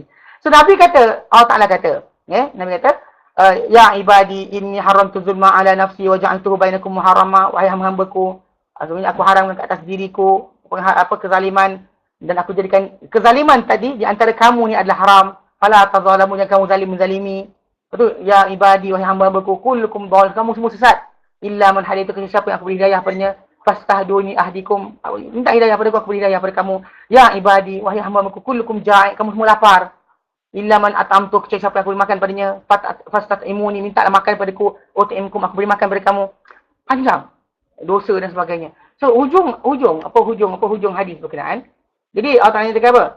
Ya ibadi, wahai hamba-hambaku, law anna awwalakum wa akhirakum, kalau makhluk pertama kamu, wa akhirakum dan makhluk akhir kamu, the first creature until the last creature, wa insakum wa jinnakum, manusia kamu, jin kamu, kanu ala atqa qalbi rajulin wahid minkum, adalah mereka ni semua sekali ala atqa qalbi rajulin wahid, berada pada tahap hati lelaki paling bertakwa di kalangan kamu. Seorang lelaki paling bertakwa, semua orang manusia ni macam hati lelaki berkenaan. Apa kan ada tu? Kakal bi rasulina ya Allah apa? Ada orang buat nasyid tu. Nawir qulubana ya Allah. Kakal bi rasulika ya Allah kan? Kan terang hati kan seperti hati Rasul akhir kan. Katakan semua manusia ni semua macam hati Rasulullah. Kan semua kita ni jadi macam Rasulullah SAW. Hati kita, ketakwaan kita macam Rasulullah SAW. Allah kata apa? Ma zada dzalika fi mulki syai'a. Tidak menambah itu pada kerajaanku sedikit pun. Dan sebaliknya, ya ibadi, wahai hamba-hambaku, lau anna awwalakum wa akhirakum, kalau makhluk pertama kamu sampai makhluk terakhir kamu, wa insakum wa jinnakum, manusia kamu, jin kamu, semua sekali. Ala afjari qalbi rajulin wahid minkum, ada pada tahap hati lelaki paling jahat, paling fujur, paling fajir, paling jahat di kalangan kamu. Allah kata apa? Ma naqasa dzalika min mulki syai'a, tak mengurangkan itu pada kerajaanku sedikit pun. Ini antara clarification Allah Ta'ala bahawa ibadat kita buat, kan, kekufuran kita buat tak efek Allah Ta'ala. So dia balik pada ayat Quran tadi, kita nak bincang tentang takwa kan. Maknanya maksud dia, memang kita kata, memang kalau dari segi konsep ibadat tadi bukan untuk kita capai apa? Magic je. Ibadat bukan untuk magic. Jadi apa, dan sebaliknya juga, ibadat tadi bukan untuk apa? Manusia tadi dapat apa? Dapat apa capai kedudukan Allah Ta'ala. Sebab pertama sekali Allah Ta'ala tak perlukan ibadat kita. Allah Ta'ala tak perlu ibadat kita. Maknanya ibadat tadi bukan mencapaikan pada kita sebarang manfaat atau mudarat kepada Allah Ta'ala. The opposite daripada itu adalah kita sendiri daripada ibadat tadi tak masuk syurga dengan ibadat kita. Pula. Jadi ibadat kenapa? Ada question. Ibadat kenapa kalau bukan untuk mendapat keistimewaan? Istimewa maksud dia jalan atas air, terbang, raib, pergi Mekah dalam sekelip mata, minta hujan, turun dengan hujan. Ini lah. Okay, kalau bukan ibadat untuk itu. Kalau bukan ibadat tadi untuk manfaat pada Allah Ta'ala atau mudarat pada Allah Ta'ala. Kalau bukan ibadat tadi untuk menjadikan kita ni mendapat masuk syurga. Menjadikan masuk syurga. Pasal ialah memang ibadat kita buat. Tapi modal semua Allah Ta'ala bagi. Kan mana lebih bahagia dengan Allah Ta'ala. Kan kita datang hadir kelas. Allah Ta'ala berikan kita waktu hari ni, tak ada kesempitan, tak ada sakit, tak ada apa.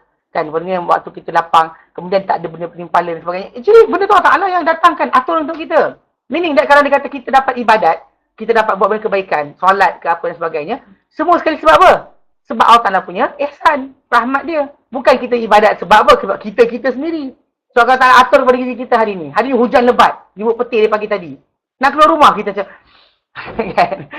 Tidur pun sekejap lagi kan? Tidur sekejap lagi. Tapi dalam masa yang sama Allah Ta'ala jadikan environment, suasana, diri kita, persekitaran. Semua sekali bertepatan untuk menjadikan kita datang kelas. So maksud dia kita dapat ibadat, datang kelas. Sebab apa? Sebab rahmat Allah Ta'ala. So, apa hak kita untuk bagi dengan Allah Ta'ala? Ya Allah, paksa aku datang ni, kau kena bagi aku sekian. You don't have the right to say like that, kan? Mana ada hak kita nak cakap Allah Ta'ala, kita bagi dengan dia. Macam kita lah, kita bagi orang, kan?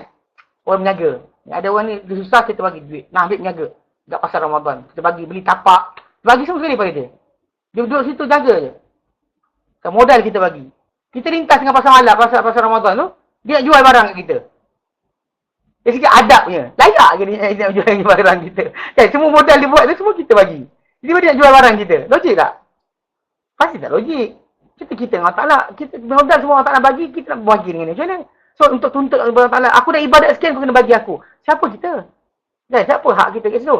So, daripada konsep tadi, bukan untuk dapat keistimewaan. Ibadat bukan untuk keistimewaan. Bukan Allah Ta'ala termudarat atau manfaat dapat dengan ibadat kita. Bukan juga untuk kita ni masuk syurga. So, what's the point ibadat? Dan jawapan dia. Untuk apa? Kita bertakwa. Untuk kita bertakwa. Pasal memang ibadat ni sebenarnya, dia adalah latihan. Latihan untuk kita rasa Allah Ta'ala perhatikan kita. Kalau sebut takwa tu kan kita kata, manusia tu melakukan segala perintah Allah Ta'ala, tinggal segala larangannya, dengan sebab Allah Ta'ala. Dengan sebab Allah Ta'ala. Mana tinggal larangan, buat suruhan, kerana Allah. Itulah takwa. Maksudnya bila orang tu buat, kenapa datang sekian? Malu dengan Allah Ta'ala. Kenapa sekian? Allah Ta'ala nampak. Tak buat benda haram, Allah Ta'ala nampak. Itu takwa. Itu takwa. Meninggalkan dosa, dan bahkan sebagian ulama letakkan apa, macam menjauhi dosa-dosa. Yang kita kata tinggalkan dosa ni bukan sebab manusia, sebab manusia syirik. Kan sebab manusia tu diri riak. Atau buat ibadat kerana manusia. Syirik. Kenapa ibadat? Sebab Pak Mentua datang rumah. Sebab tu lah solat kan. Tak boleh. Haram dalam Islam pasal kita buat ibadat kerana manusia. Tinggal manusia benda larangan kerana manusia juga. Riak. Menunjuk komen kita ni warak. Bila tak warak pun. Kalau orang tak ada, kita tengok. Kat televisyen kat orang Malaysia, tengok. Kan? Bila Pak Mentua ada. Kan? Maksud dia apa? Benda tadi adalah apa? Menunjuk-nunjuk kita ni bagus. Itu cerita dia. Tapi sebenarnya yang sebenar-benar yang kita perlukan adalah buat segala yang diperintahkan kerana Allah. Tinggal yang dilarang pun kerana Allah. Itu takwa. Itu yang kata para ulama bayangkan. Takwa ini adalah sifat mana manusia tadi buat yang disuruh, tinggal yang dilarang. Tapi kerana Allah. Bukan kerana manusia, bukan kerana sekian. Kerana Allah. Itu takwa dia panggil. Manusia terasa macam ataupun kita tahu ihsan. Kan bila sebut ihsan kan. Orang belajar berkenaan dengan Islam, belajar. Iman belajar. Ihsan tak tahu apa. Ihsan itulah dia perasaan kita ketika melakukan sesuatu perkara. Kena kawal. Jaga. Jangan perasaan kita tadi kerana manusia. Ataupun kerana benda lain. Atau sebab kalau saya kata tadi. Puasa bukan untuk diet. Dan jangan buat puasa. Kenapa dia puasa? Sebab badan saya berat sangat dah. Tak boleh. You don't have. Jangan buat macam tu. Mana bahkan haram kita menggabungkan antara ibadat yang khas kerana Allah Ta'ala. Kita gabungkan dia dengan apa? Dengan benda-benda kita buat. Memang tak boleh. Tapi ibadat Allah Ta'ala ajar kita cara buat. Melalui Rasulullah SAW. Macam puasa kan. Datang arahan dari Allah Ta'ala. Datang kita puasa. Tapi bukan kerana Allah Ta'ala. Dan masalah. Itu tak boleh. Betul sebab kenapa Allah Ta'ala letakkan ujung tak puasa tadi. La'allakum tattaqun. Moga kamu bertakwa. Bukannya moga kamu apa? Kamu jadi kurus.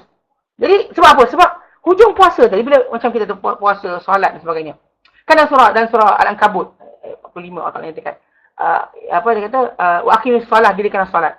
Inna salata. Solat itu. Tanha anil fahsya wal munkar. Mencegah. Solat itu mencegah. Dari perbuatan keji dan munkar. Macam mana aplikasi tadi? Sama takwa. So, bila manusia tu bila dia rasa dan solat dia Allah Ta'ala perhatikan dia. Lepas solat masih rasa. Meaning that apa? Itulah takwa. Itu takwa yang dibina dan solat dengan 5 minit. Bayangkan Ramadan 12 jam. Tak makan, tak minum, tak tengok benda haram, tengok pada tempat lain. Tahan diri daripada benda berkenaan. Sebab puasa rosak. Siapa tahu? Ya, tak ada siapa tahu pun. Macam saya sebut. Saya kata kalau seorang suri di rumah dia. Kan? Bila suami pergi kerja, anak pergi sekolah. Tak makan sahur, pagi tadi ada lagi. Dan sambil-sambil tengok MHI, pagi tu melantak depan televisyen. Tak ada siapa tahu pun. Tapi tak buat sebab batal puasa. Kan, seorang lelaki kan, dia tak ada kotak, air kotak dalam kereta sambil-sambil jam minum. Tak ada siapa tahu pun. Kan, tak ada siapa tahu. Tapi kenapa tak buat? puasa rosak? Kenapa tak buat puasa batal? Siapa tahu soalan? Yang dibina dan diajarkan kita, siapa tahu? Allah. Di situ yang kita nak buat supaya sentiasa rasa Allah Ta'ala perhatikan. Itulah takwa yang kita bina. Macam orang yang ada harta dan bayar zakat untuk ketakwaan juga. Zakat kita bayar tu, kalau kita ikutkan, duit kita dalam bank, ya ada mungkin bank tahulah. Kadang-kadang kita beli gold bar dan sebagainya letak bawah katil. Kalau susun bawah katil tu. Kalau kita beli gold bar tu, sorok-sorok lah, jangan letak tempat obvious. Kalau tak ada laci, barang kemas ke, nanti hilang semua. So cara dia apa? Letak bawah katil, letak kat sekian, celah beg, dalam ni dan tu dan sebagainya. Seriously, kalau dia kata orang tu kan lepas simpan emas banyak, dia datang dari dia. Ish, ni kan bayar zakat ni. Soalan, siapa tahu kena bayar zakat ke tidak? Tak siapa tahu pun. Jabatan zakat pun tak tahu. Bila lagi zaman kita sekarang ni, zakat tadi apa? Tidak dikuatkuasakan pembayaran zakat. Zakat perniagaan semua tak dikuatkuasakan. Zakat harta tak dikuatkuasakan. Zakat fitrah pun tak dikuatkuasakan. Maksudnya sini lah, zakat tak dikuatkuasakan. Kalau zaman Rasulullah SAW dahulu, kalau dikuatkuasakan, orang tak bayar, dirampas harta 2 kali ganda. Macam katakan dia patut bayar 1,000, maka akan diambil daripada harta 2,000. Kalau dia tak nak bayar.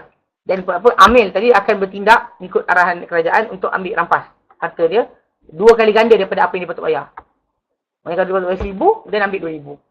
Kalau dia bayar RM10, dia bayar RM20. Macam tu. Tapi oleh kerana tak ada penguasaan kan. Tapi perasan tak? Penguasaan tidak ada pun, orang ramai dia takut. Tak bayar. Ish, nanti masuk neraka. Itu yang nak bina apa? Bina takwa. Maksudnya bila orang tu keluarkan zakat, dia tahu kenapa? Sebab Allah Ta'ala tahu harta aku jumlah banyak mana. Kan? Allah Ta'ala aja tahu. Aku tahu, Allah tahu. Bini aku pun tak tahu. Contohnya. Yang bini pula, suami aku pun tak tahu harta aku banyak mana. So, yang keluarkan zakat itu apa? Takwa. Bina takwa. Itu matlamat ibadat keseluruhan. Haji ke, umrah ke, semua sekali matlamat utama dia ada apa? Membina pada manusia ni ketakwaan. Itu sebab Allah kata, ya ayuhan nas wa'budu rabbakumul ladzi khalaqakum wal ladzina min qablikum la'allakum tattaqun. Kamu bertakwa. Sini benda ni kena ajar. Kadang-kadang saya tengok ada banyak masyarakat kita, alhamdulillah. Masyarakat kita ni yang kadang dipersoalkan oleh golongan non-muslim. Orang bukan Islam tanya, kenapa solat? Kan Tuhan kan Maha Kaya, apa sebab kena solat? Kan kenapa kena solat? Kenapa kena sekian? Each time banyak orang kita tak boleh jawab. Kenapa kita ibadat sebenarnya? Pasal sebenarnya kita tak faham kita ibadat kenapa? Pasal ada orang, mestilah balik pada asal tadi, belajar dia ibadat, dia bayangkan dengan ibadat dia banyaklah sekali dia boleh atas air. Mana achievement, ketakwaan, ketinggian duduk dia tadi di sisi Tuhan, dia ibadat sampai satu peringkat Tuhan kata tak ibadat lah. Dia maksud rasanya tu macam kan wali kan, pegang ini jadi, pegang ini jadi. Dia rasa macam tu, sedangkan benda tu itu kan matlamat ibadat.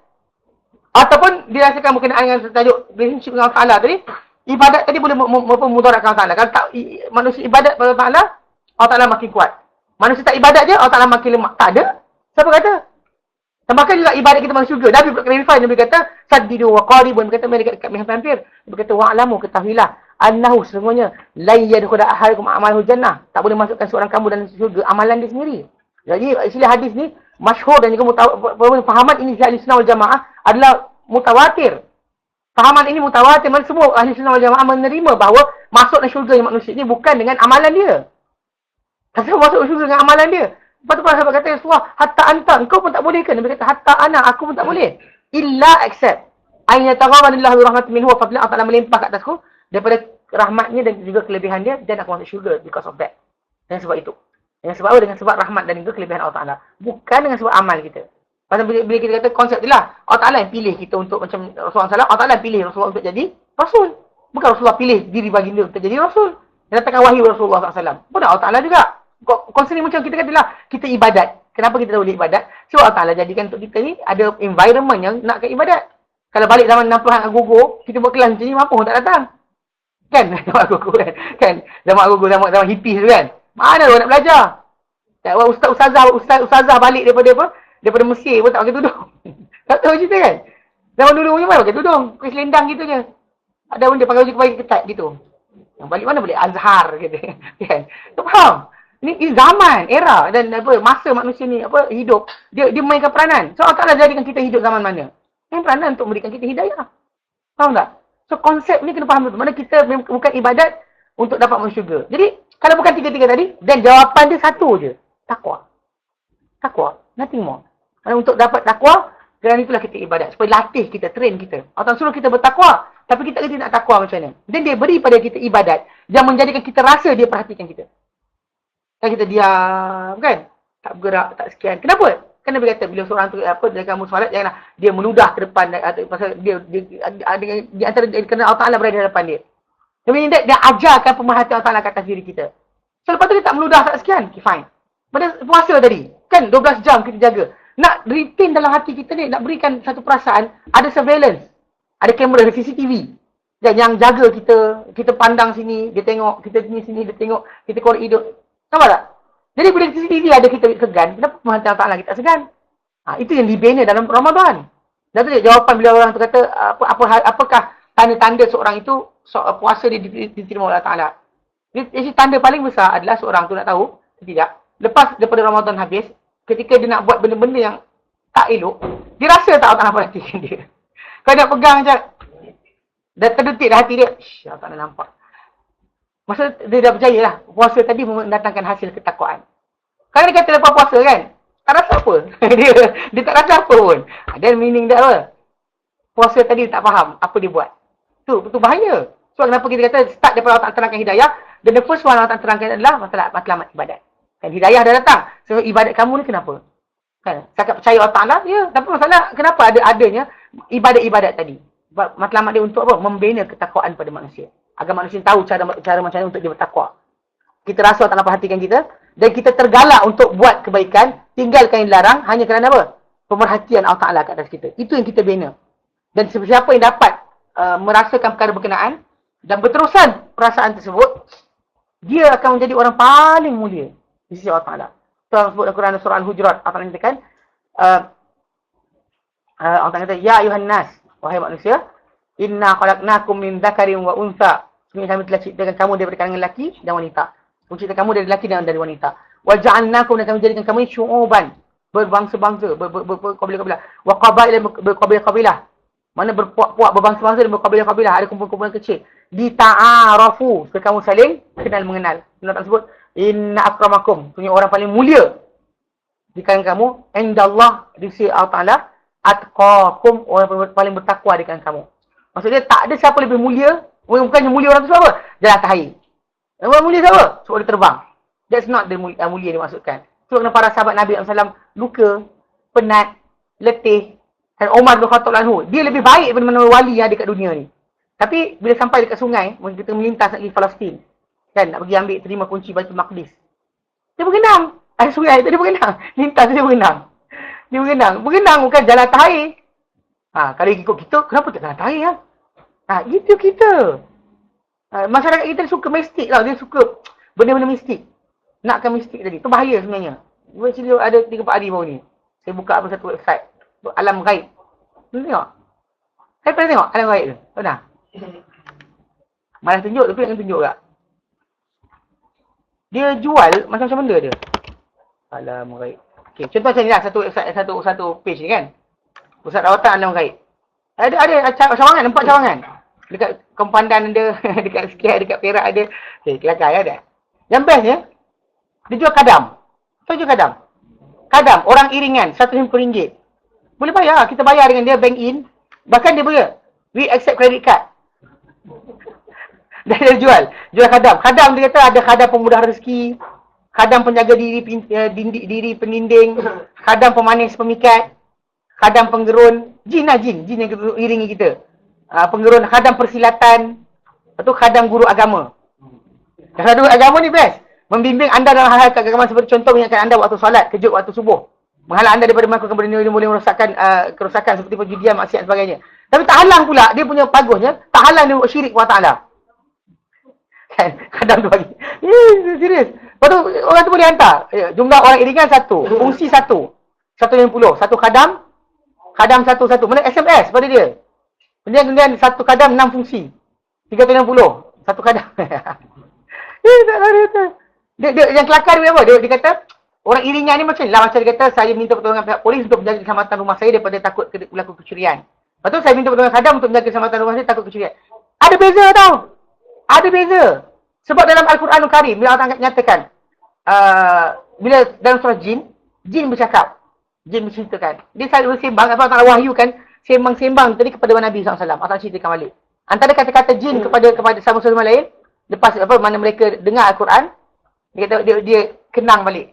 Wa annahu kana rijalun minal insi. Dan bahawa sungguhnya dahulu ada lelaki-lelaki di kalangan manusia. Ya'udhun, minta perlindungan. Birijali minal jinni. Dengan lelaki-lelaki di kalangan jin. Fazaduhum rahaqa, lalu bertambah mereka ni. Mana jin tadi menambah manusia tadi kekufuran. Ataupun jin tu tambah kufur, tambah sombong. Anything, either kepada manusia atau kepada jin, dua-dua sekali adalah efek dia buruk. Pada manusia makin kufur, makin teruk lah. Tetapi apa yang kita faham sekarang? Kata-kata tadi berkenaan janji. Dan bahkan dalam hadis Nabi SAW datang kisah berkenaan dengan dahulunya orang Arab ni, bila mereka ni datang pergi ke satu lembah tu tadi katakan ada jin, orang kata tempat keras kan, tempat keras kan, orang Melayu kita keras tempat tu. Kalau dia buat dari batu keras lah kan, kalau tak buat dari batu tak keras. Jadi dia sampai tempat tu dia akan berseru. Orang Arab zaman dulu akan seru, kata, wahai penghulu jin kawasan ini, aku minta perlindungan engkau daripada kejahatan anak buah kau yang bodoh, dia kata macam tu kan. Pasal anak buah dia kan kacau kuda lah, angkat orang alih tempat dan kata dia macam tu. Anyway, lafaz ni, benda ni tadi hilang lepas datangnya Islam, lepas datangnya ayat surah Al-Jin tadi, dihentikan. Tak boleh. Maknanya kita tak boleh samakan kita minta tolong dengan polis, dengan minta tolong dengan jin sama je. Tak boleh. Sebab apa? Sebab satu ghaib, satu fizikal. Betul dalam Quran Karim dan surah At-Taubah Allah nyatakan, dalam jin manusia minta tolong dengan jin salah. Tapi dalam masa yang sama bila manusia minta tolong dengan manusia, Allah Ta'ala benarkan. Bila timbul dalam Quran dan surah At-Taubah, kalau buka surah At-Taubah tu, ayat bawah, dia berbunyi, dia kata, wa in ahadun minal musyrikin istajaraka. Dan jika ada di kalangan orang-orang musyrik ni, istajaraka, minta perlindungan engkau, fa'ajirhu, lindungilah dia, hatta yasma'a kalam Allah, sehingga dia dengar kalam Allah. Maksudnya supaya dia dapat dengar kalam Allah dan dia, tapi lindungi dia. So ma'ablighu, maknanya kemudian sampaikan dia ke tempat selamat dia. Sampaikan dia ke kampung halaman dia yang elok. Maksudnya dia minta pertolongan, lindungi. Dan kata pada dia, minta tolong Allah Ta'ala lah, minta tolong pada aku manusia, makhluk. Tak ada. Minta tolong, lindungi dia. Pasal para ulama kata di sini fizikal dengan tak fizikal. Contoh masa kita hilang barang, kita minta kawan kita cari. Dengan kita hilang barang, minta orang, nak jin cari, tak sama. Pasal bila minta jin cari, dipanggil sebagai arraf. Kan Nabi kata, man ata arrafan au kahinan. Masa siapa datang jumpa arraf. Arraf ni tukang cari barang orang hilang. Hilang barang, jumpa dia. Arrafan au kahin atau kahin, yang telik apa yang jadi masa depan. Kan? Fasalahu, dia tanya orang berkenaan. Fasadaqam itu dia percaya apa orang cakap. La tuqbal salatahu arba'ina yawman, dan sahih Muslim, tak diterima salat 40 hari. Dan yang lain kata, faqad kafara bima nuzila ala Muhammadin, dia telah kufur terhadap apa itu daripada Muhammad.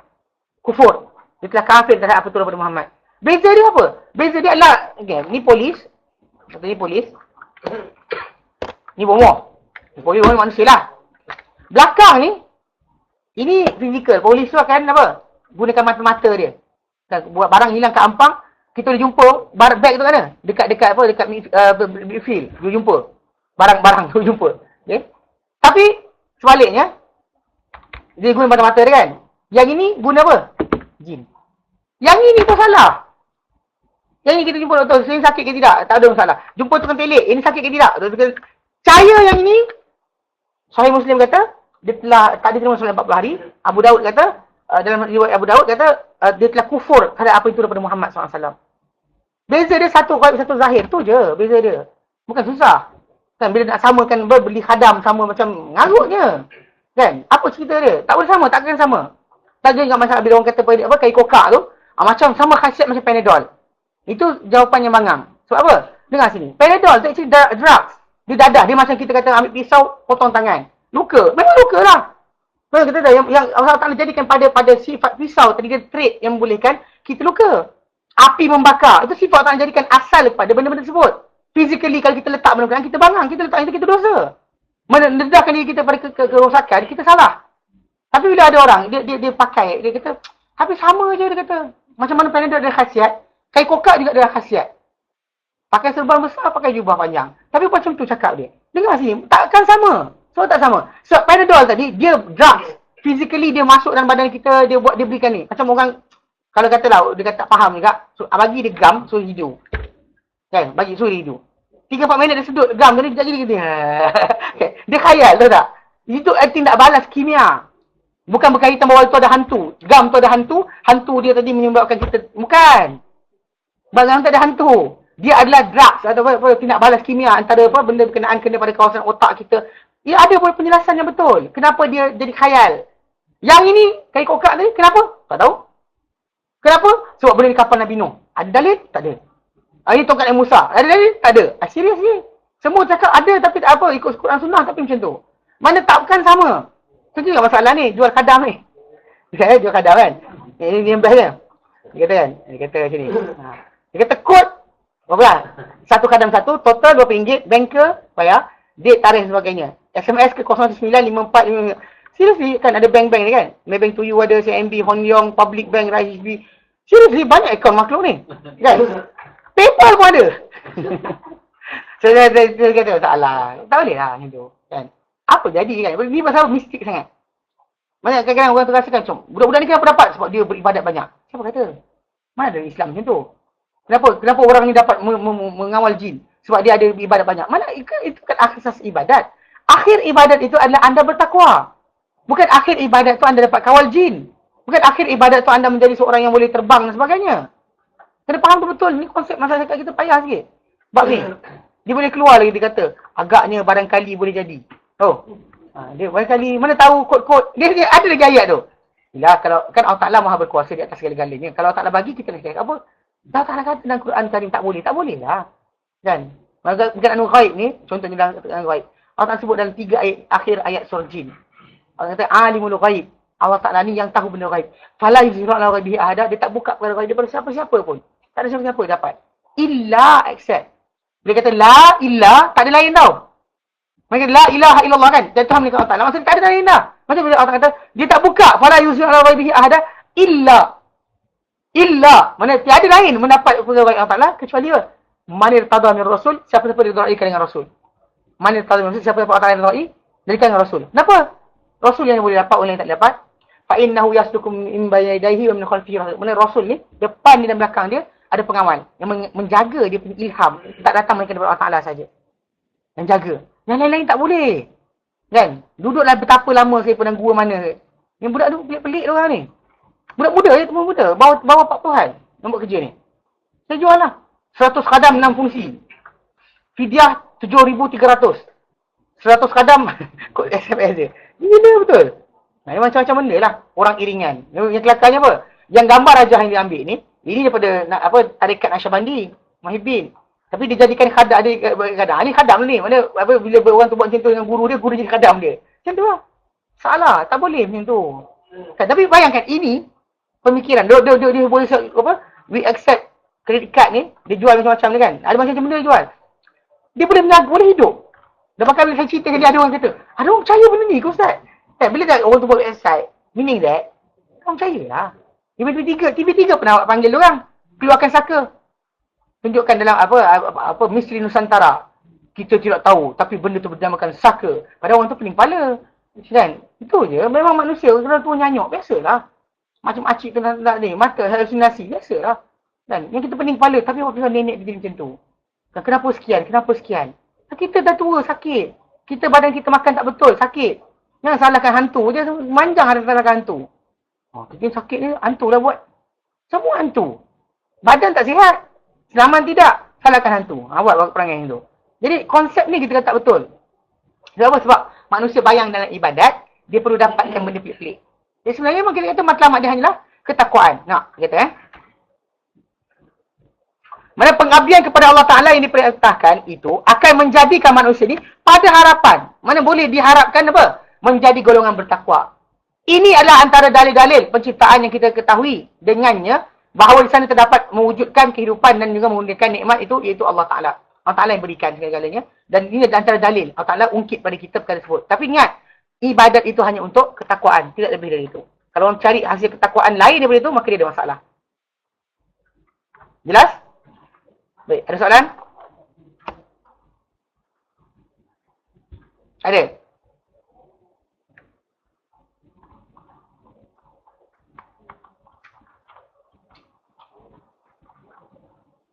Baik. Ambil sikit je. Okey. Masa-masa lagi ayat kita bincangkan. Lepas Allah sebut berkenaan penciptaan kita dan dia kata masalah takwa tu apa? Dan penciptaan orang sebelum kita dan suruh ibadat kenapa kemudian ayat-ayat berkenaan berpindah sesudah itu kepada dalil-dalil pertolongan terhadap manusia yang wujud di alam dan yang di atas juga alam bawah. Maksudnya yang mana nikmat tadi daripada atas kita punya banyak. langit dan matahari tu kan. Dari bawah kaki kita pun banyak juga nikmat-nikmat berkenaan. Kan ditumbuhkan apa, dihidupkan apa, semua sekali. Allah kata allazi ja'akumul arda firasya was samaa binaa. Mana tapak kaki kita tidak. Lepas tu atas kepala kita. Mana apa di atas apa di bawah. Bukan alam atas alam jin alam. Kalau orang baca salah ni ada masalah. Dia kata kan masa dia pertolongan Allah Taala terhadap manusia, pertolongan terhadap manusia yang wujud di alam yang atas dan alam yang bawah. Maksud dia langit dan bumi lah. Okey. Maka ia menerangkan bahawa di antara perkara yang akan membawa manusia semua kepada pengabdian kepada Allah semata-mata adalah mana antara perkara yang Allah Taala nak trigger kita ni supaya hanya sembah Allah. Jangan sembah yang lain. Dia kata bahawa dialah yang menjadikan untuk mereka hamparan sejumlah dari terbentang. Mana bumi ni macam hamparan. Kan macam hamparan. Saya tadi macam kapet kita bentang. Bawahnya ada pasir, ada batu dan sebagainya. Kita bentang kapet tadi, kita selesa nak pijak. Macam tengok macam bumi ni. Kerak bumi kita ni menselesakan kita untuk hidup. Kalau tak jadikan kita ni hidup dengan apa tanah bawah kita ni yang panas. Dan kemudian pijak sini tenggelam. Actually rotate. Bawah tu rotate tau. Dia ada pusingan dia. Pasal apa lagi buka dia ada website yang bawah bumi kita ni dia punya dasar tu. Dia punya apa magma dan lahar tu kan. Dia punya tu berpusing-pusing. Kita ke atas ni relax je. Dalam tu pusing. So sekarang ni, mana kita kata, yang atas kita tinggal ni macam Permaidani lah. Elok kan, happy kita duduk. Kita tak tahu bawah ni macam-macam benda ada. Kan macam orang ada Permaidani, bawah ni ada entah dilipan. Kan? Macam mana selak kan? Kita kat Malaysia jarang. Kalau kat tanah Arab biasa. Kalau kapet tu tegak sikit timbul kan, siap. Dalam tu ada lah. Lipan ada, kadang-kadang lipan. Tapi baikkan saya kena jengking. Scorpion. Sakit kena. Aduh kawan kan. Dia pergi mandi. Mandi dia cerita kita punya silu lampu pasang lewat. Dan lampu dia padam pukul 11, pukul 3.30, pukul 4 pagi baru dia pasang. Dia on kan kat subuh kan baru dia on kan. Pakai generator, tak pakai elektrik daripada kerajaan Jadi bila dia buat macam tu, problem ada problem timbul dah. Gelap lah. Dan kalau pergi mandi tu gelap. Gelap-gelap dia mandi, ada bathtub, ada tempat ni kan air tu bathtub tu punya ni. Kan dia terasa pijak benda. Macam pijak pisau. Tak ada ingat. Lepas tu dia buka tingkap. Lampu bulan masuk. Nampak kala jengking kata. Tu. Kena sangat kala jengking. Rasa macam pisau ke. Kan macam tu. Macam toreh. Lepas tu letak limau. Macam tu rasa dia. Sakit. Lepas tu lepas daripada tu. Tak pergi kelas lah. Tidur. Demam dia kata. Tapi dah tak sangat pun. Bercerita dia macam tu. Memang kita dekat sana macam tu. Mana bawah tu macam benda ada. Macam benda. Tak saya buka lah tengok. Silap bawah kapet. Kapet rumah kan. Silap bawah tu ada apa. Dan atas tu kita rasa best, lebih kan? Bawah dia ada apa. Macam tu keadaan kerak bumi ni macam tu. Macam Permaidani. Dia kata apa? Dia kata ia direndahkan dan dimudahkan untuk kehidupan. Tanah tadi jadikan rendah dan mudah untuk kehidupan. Kita nak pijak dan sebagainya. Kalau tak jadikan semua berbukit. Ini masalah kita. Ada kawasan terbentang, ada kawasan rata. Kalau tak jadikan untuk kita, boleh bercuk tanam situ. Berfirman Allah Ta'ala dalam Quran surah Al-Mulk ayat yang ke-15.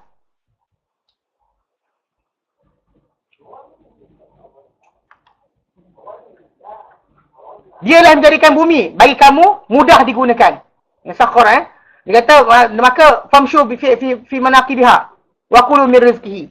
Mana dialah menjadikan apa bumi ni rata, mudah untuk digunakan. Tanah ni kan dipermudahkan untuk kita gunakan. Kalau tadi kan semua sekali batu keras.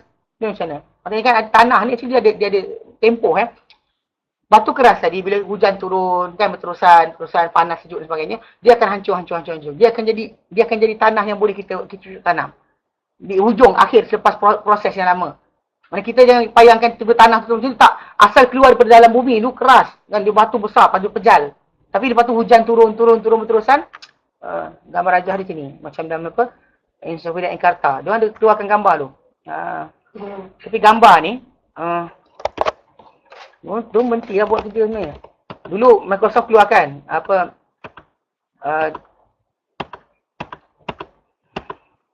mana pula ni. Ni.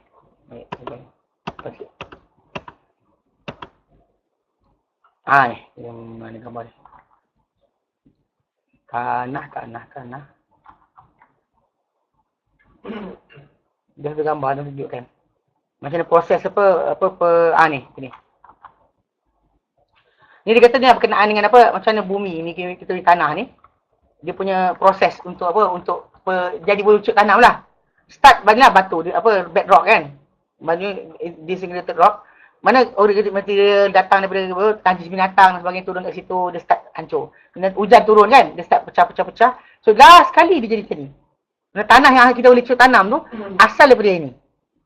Yang jadikan dia proses dia boleh. Kalau tak ada keras memanjang, tak nak dia lembut, nanti kita tak cuk tanam kat mana? Mana kita cuk tanam? Kalau tak jadikan bahagian tanah dia boleh jadi. Dia ni proses dia. Mana daripada satu kan sampai mana kata bedrock begins to disintegrate, organic material facilitated ni masuklah kan bahan organik. Lepas tu horizon form, kemudian last sekali develop soil support vegetation. Mana untuk dapat boleh tanam banyak-banyak benda kena lalui proses ini. Ni proses dia. Bukan satu benda proses yang mudah. Makan jutaan tahun, ratusan tahun dan sebagainya. So last sekali baru kita ucuk tanam. Maksudnya Allah Ta'ala jadikan tanah tadi untuk kita. Untuk kita bercuk tanam, dia yang jadikan benda berkenaan. So kita perasan, kita tengok macam tanah dah siap. Dah siap sebab kita, untuk kita. Allah Ta'ala siapkan. Kita pakai saja. Tapi kena faham dulu, kita pakai. Bukannya kita yang buat semestinya benda berkenaan. Jadi dia kata tadi, sama Dan Allah Ta'ala firman surah Az-Zariyat dan bumi. Wal arda farashnaha fa ni'mal mahidun, dan bumi kami hamparkan, dan dia kami lah sebab baik al-mahidun menghamparkan. Actually dia hamparkan sebab apa tahu? Dia start of the tanah ni dia akan bergerak macam ni tau. Macam bila gunung berapi kan macam tu. Dia macam panjang, katakan lautan. Kan bila gunung berapi naik, dia akan memanjangkan. Macam pernah tengok pulau terbentuk macam mana? Pulau di tengah-tengah lautan kan. Dia terbentuk macam ni, macam okey. Ni contoh macam daripada USGS, dia tunjukkan. Macam kawasan yang ni kan, ni. Kawasan yang masa pulau naik, terbentuk kan. Mula sekali orang boleh tinggal di kawasan berkenaan. Ni lautan, nak tinggal di kawasan berkenaan perlu ada macam tu. Dia naik sikit. Betul? Dia mahada. Maksud dia, dihamparkan, diunjurkan, dipanjangkan. Maddal up. Maksud tanah ni diunjurkan. Macam dia naik, lepas tu berat kan, dia makin jauh. Lepas tu naik lagi, makin jauh. Naik lagi, makin jauh. So in the end last sekali apa? Jadi dataran lah, akhirnya. Akhirnya dataran yang besar untuk boleh manusia hidup. Tapi sebelum daripada dataran, dia hanyalah bukit biasa. Kemudian dipanjangkan. Jadi Allah Ta'ala nyatakan itulah nikmat Allah Ta'ala beri pada manusia. Allah kata Allah Ta'ala ungkit. Allah kata alladzi ja'akumul arda firasha. Okey. Oleh itu tanah pada permulaannya untuk hidup di atasnya. Oleh itu tanah pada permudahannya untuk hidup di atas tanah berkenaan. Dan kita berulang alik. Dia jadi seperti tempat baringan anak yang kecil. Maksudnya kita hamparkan. Budak kecil nak baring, kita hamparkan. Kita pemadani. Makin nak berjalan, kita hamparkan lagi. Kita nak berjalan di atas lantai biasa. Jadi macam orang Arab, dia bayangkan hamparan mudah. Sebab apa tau? Sebab diorang kan biasa duduk atas tanah. Tak ada simen, tak ada trazo, tak ada apa? Tak ada tiles. Kita ni pasal ada tiles. Kita tak perasan bahawa kapet tu ada guna besar. Mana kalau tak ada kapet, kita tak kita mana baring atas tanah terus. So diorang rumah tu tanah terus kan. Jadi kapet atau hamparan tu adalah benda tempat mereka hidup di atasnya. Macam tu budak kan, kita takkan bagi anak kita jalan atas tanah. Kita akan hamparkan. Hamparan macam itulah tanah ni jadi tempat untuk kita tinggal. Faham Okay. Setelah mana dia menyatakan penciptaan bumi yang ia adalah paling hampir kepada manusia, dia menyatakan penciptaan langit. Allah nyatakan was-sama abinaa. Dia menyatakan penciptaan langit yang mana ia adalah seperti atap dan binaan untuk bumi. Macam atap menjaga bumi ni. Dan maka memang kita kata dalam surah Al-Anbiya Allah nyatakan dan langit waja'alna sama saqfan mahfuza. Waja'alna sama saqfan mahfuza. Mana dan langit tu saqfan mahfuza, atap yang terpelihara. Dan kita kata actually atap dia memang macam atap lah. Kita nampak dia terbuka, tapi sebenarnya yang menjaga bumi ni daripada meteorit masuk dalam, daripada cahaya ultraviolet, daripada apa dia orang kata apa, ada matahari punya solar flare dan sebagainya. Semua bumi kita ni dah jaga dah. Akan jadikan bumi kita yang medan magnetik yang dia ada, dia terjaga daripada benda berkenaan. So kita sebenarnya dipelihara. Nampak macam tu straight. Tapi tak, apa-apa masuk dekat atmosfera bumi kita ni akan dibakar. So turun ke bawah. So menunjukkan bahawa benda berkenaan adalah apa? Cara Allah jaga kita. Macam atap. Kita perasan nampak terbuka. Tapi dia adalah apa? Atap yang melindungi kita. Langit terbina rapi. Dari awannya turun air diberkati. Dan akan keluar dengannya pelbagai hasil-hasil. Sebahagian apa yang akan menjadi rezeki untuk sekalian hamba dan penghidupan untuk seluruh negeri. Allah nyatakan dalam surah Al-Abasa. Allah nyatakan dalam surah Al-Abasa Allah nyatakan a'udzubillahi minasyaitonirrajim. Dia kata wa syaqqaqna al-ardha syaqqa fa ambasna fiha habba. Okey kan Allah sebut dalam ayat yang ayat yang ke 16, 17, 18 alam naj'al Qutila al-insan ma akfarah min ayyi shay'in khalaqah min nutfatin khalaqahu faqaddara. Thumma as-sabiyya sarah thumma amata fa kalla lamma fi bi'arah. Falyanzur al-insanu ila ta'amih. Dalam manusia lihat pada makanan yang dia makan. Anna sawabna al-ma'a sabba. Kami curahkan air, hujan turun mencurah-curah. Thumma syaqqaqna al-ardha syaqqaqna, kami belahkan bila air hujan turun dan tanah akan merenggang. Asalnya tanah rapat. Bila air hujan turun, dia akan mengembang. So, fasyaqqaqna al-ardha syaqqaq, kami rekahkan bumi dengan rekahan. Fa'ambatna fiha habba. Lalu kami tumbuhkan daripada rekahan tadi habba, biji-bijian. Okey, wa inaba wa qadba, anggur dan juga anggur dan juga sayur-sayuran. Wa hadaiqa gulba, dan juga zaitun juga pohon tamar. Wa fakihatan wa abba, dan juga taman-taman dan juga yang menghijau dan subur. Okey, mata'an lakum, yang ia semuanya ada apa? Sebagai kesenangan untuk kamu, wali an'amikum, dan untuk ternakan kamu. Maksudnya kita tengok proses tu simple, tapi sebenarnya actually complicated. Tanpa hujan turun, bila hujan turun kemudian ada berlaku getaran pada tanah tadi, kena tanah tu akan merenggang. Kemudian tanah merenggang, barulah akar pokok tu boleh masuk turun. Dan boleh turun kan, kalau tidak keras itu nak cocok macam mana? Dia akan lembut, kemudian tunas kemudian naik. Semua sekali complicated. Benda-benda berkenaan bagi mata manusia yang kasar, kita nampak benda tu biasa. Tapi Allah Ta'ala berikan itu nikmat yang cukup besar. Allah Ta'ala sebut, wa anzalakum minas sama'i ma'a, dan diturunkan untuk kamu. Daripada ayat kita baca ya, ayat 22. Ayat 23, 22 dia kata wa anzala minas sama'i ma'a, dan diturun untuk kamu daripada langit air. Fa akhraja bihi, dan dikeluarkan dengan air berkenaan minas samarat, dari berbagai bentuk tanaman, berbagai bentuk buah-buahan, rizqan lakum, sebagai rezeki untuk kamu. Sebagai rezeki untuk kamu. Fala taj'alu lillahi andada wa antum ta'lamun, maka jangan kamu jadikan untuk Allah Ta'ala sebarang sekutu sedangkan kamu apa? Mengetahui. Sedangkan kamu mengetahui. Itulah kita kata dalam awal ayat 21 22 Allah Ta'ala mula nak suruh kita, terang pada kita matlamat ibadat. Kenapa kita kena ibadat? Allah Ta'ala ungkit dengan matlamat tadi. Allah Ta'ala kata, layaknya Allah Ta'ala disembah kerana dia cipta kamu, dia cipta orang sebelum kamu. Dia cipta untuk kamu bumi sebagai hamparan, langit sebagai binaan tinggi, dan diturunkan untuk kamu air. Yang daripada air tadi ditumbuhkan tumbuh-tumbuhan yang banyak. Maka dengan sebab nikmat yang ada untuk kamu, penciptaan dan pertolongan, maka jangan jadikan untuk Allah Ta'ala sebarang sekutu sedangkan kamu mengetahui. So itu matlamat tu. Jadi insyaAllah nanti kita akan masuk pada ayat 23. Start dekat situ Allah Ta'ala mula suruh kita apa? Beriman tentang kitab. Allah Ta'ala mulakan dengan wa in kuntum fi raibin mimma nazzalna ala abdina, jika kamu rasa ragu-ragu terhadap apa kami turun pada hamba kami, fa'tu bi suratin min mithlihi, datangkan seperti mana seumpama dengan Quran ni, satu surah seumpama dengannya. Jadi start situ kita akan mula pula bincang berkenaan dengan masalah iman dan kitab. Sekarang ni Allah Ta'ala suruh kita ibadat. Kenapa dilayak disembah? Dia bagi tahu kenapa. Kemudian kita akan pindah pada tajuk yang baru. Jelas kan? Dan ingat, hafalan kita 1 sampai 22. 1 sampai 22. Jangan tak hafal. Nanti saya tanya nanti, bukanlah kita buat ni. Dan actually satu benda kena ingat. Tak hafal pun jangan lari. Ni kadang-kadang orang tak hafal Quran, dia lari. Tak datang kelas. Datang je lah. Kan? Habis keluar saya tanya. Tak boleh jawab, geleng kepala. Tak ada hal. Kan?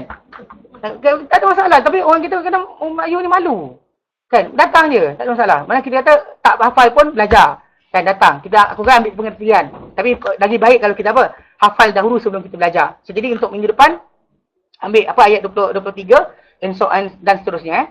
Menangkan hafal tu tambah 2-3 ayat. Tapi yang pentingnya 1 sampai 22. Yang dah kena hafal. Yang sebenarnya kita start 2-3 ayat saja. Mula 5, kemudian tambah 2 kan. Kalau kenang balik kita start belajar, baru saya tak pernah bagi sekali 20 ayat. Saya bagi 2, 3 kan, 4 kan. Bukannya banyak. Cuma kita saja kadang mungkin sibuk kan. Sibukan harian, macam-macam benda ada. Sebelum tidur lah ambil masa. Hafal Quran. Jangan tak hafal. Dalam kita kata lain, apa memang macam Nabi kata, saya ulang lagi. Nabi kata, alaikum bisuratul Baqarah. Hendaklah kamu dapatkan suratul Baqarah. Fa'in akhdaha barakah. Kerana mendapatkan surah Baqarah ini adalah keberkatan. Wa tarkuha hasrah. Dan meninggalkan surah Baqarah ini adalah kerugian. Wala tastati'u al-batalah, dan tak mampu menandingi suratul Baqarah ini akan ahli-ahli sihir. Manakala dikata orang nak pendinding terbaik, al-Baqarah lah yang terbaik. Jelas? Wallahu a'lam. Wa sallallahu ala sayyidina Muhammad wa ala salam. Alhamdulillah alamin. Subhanallah, asyhadu an la ilaha illa anta, astaghfiruka wa atubu ilaik. Assalamualaikum warahmatullahi taala wabarakatuh.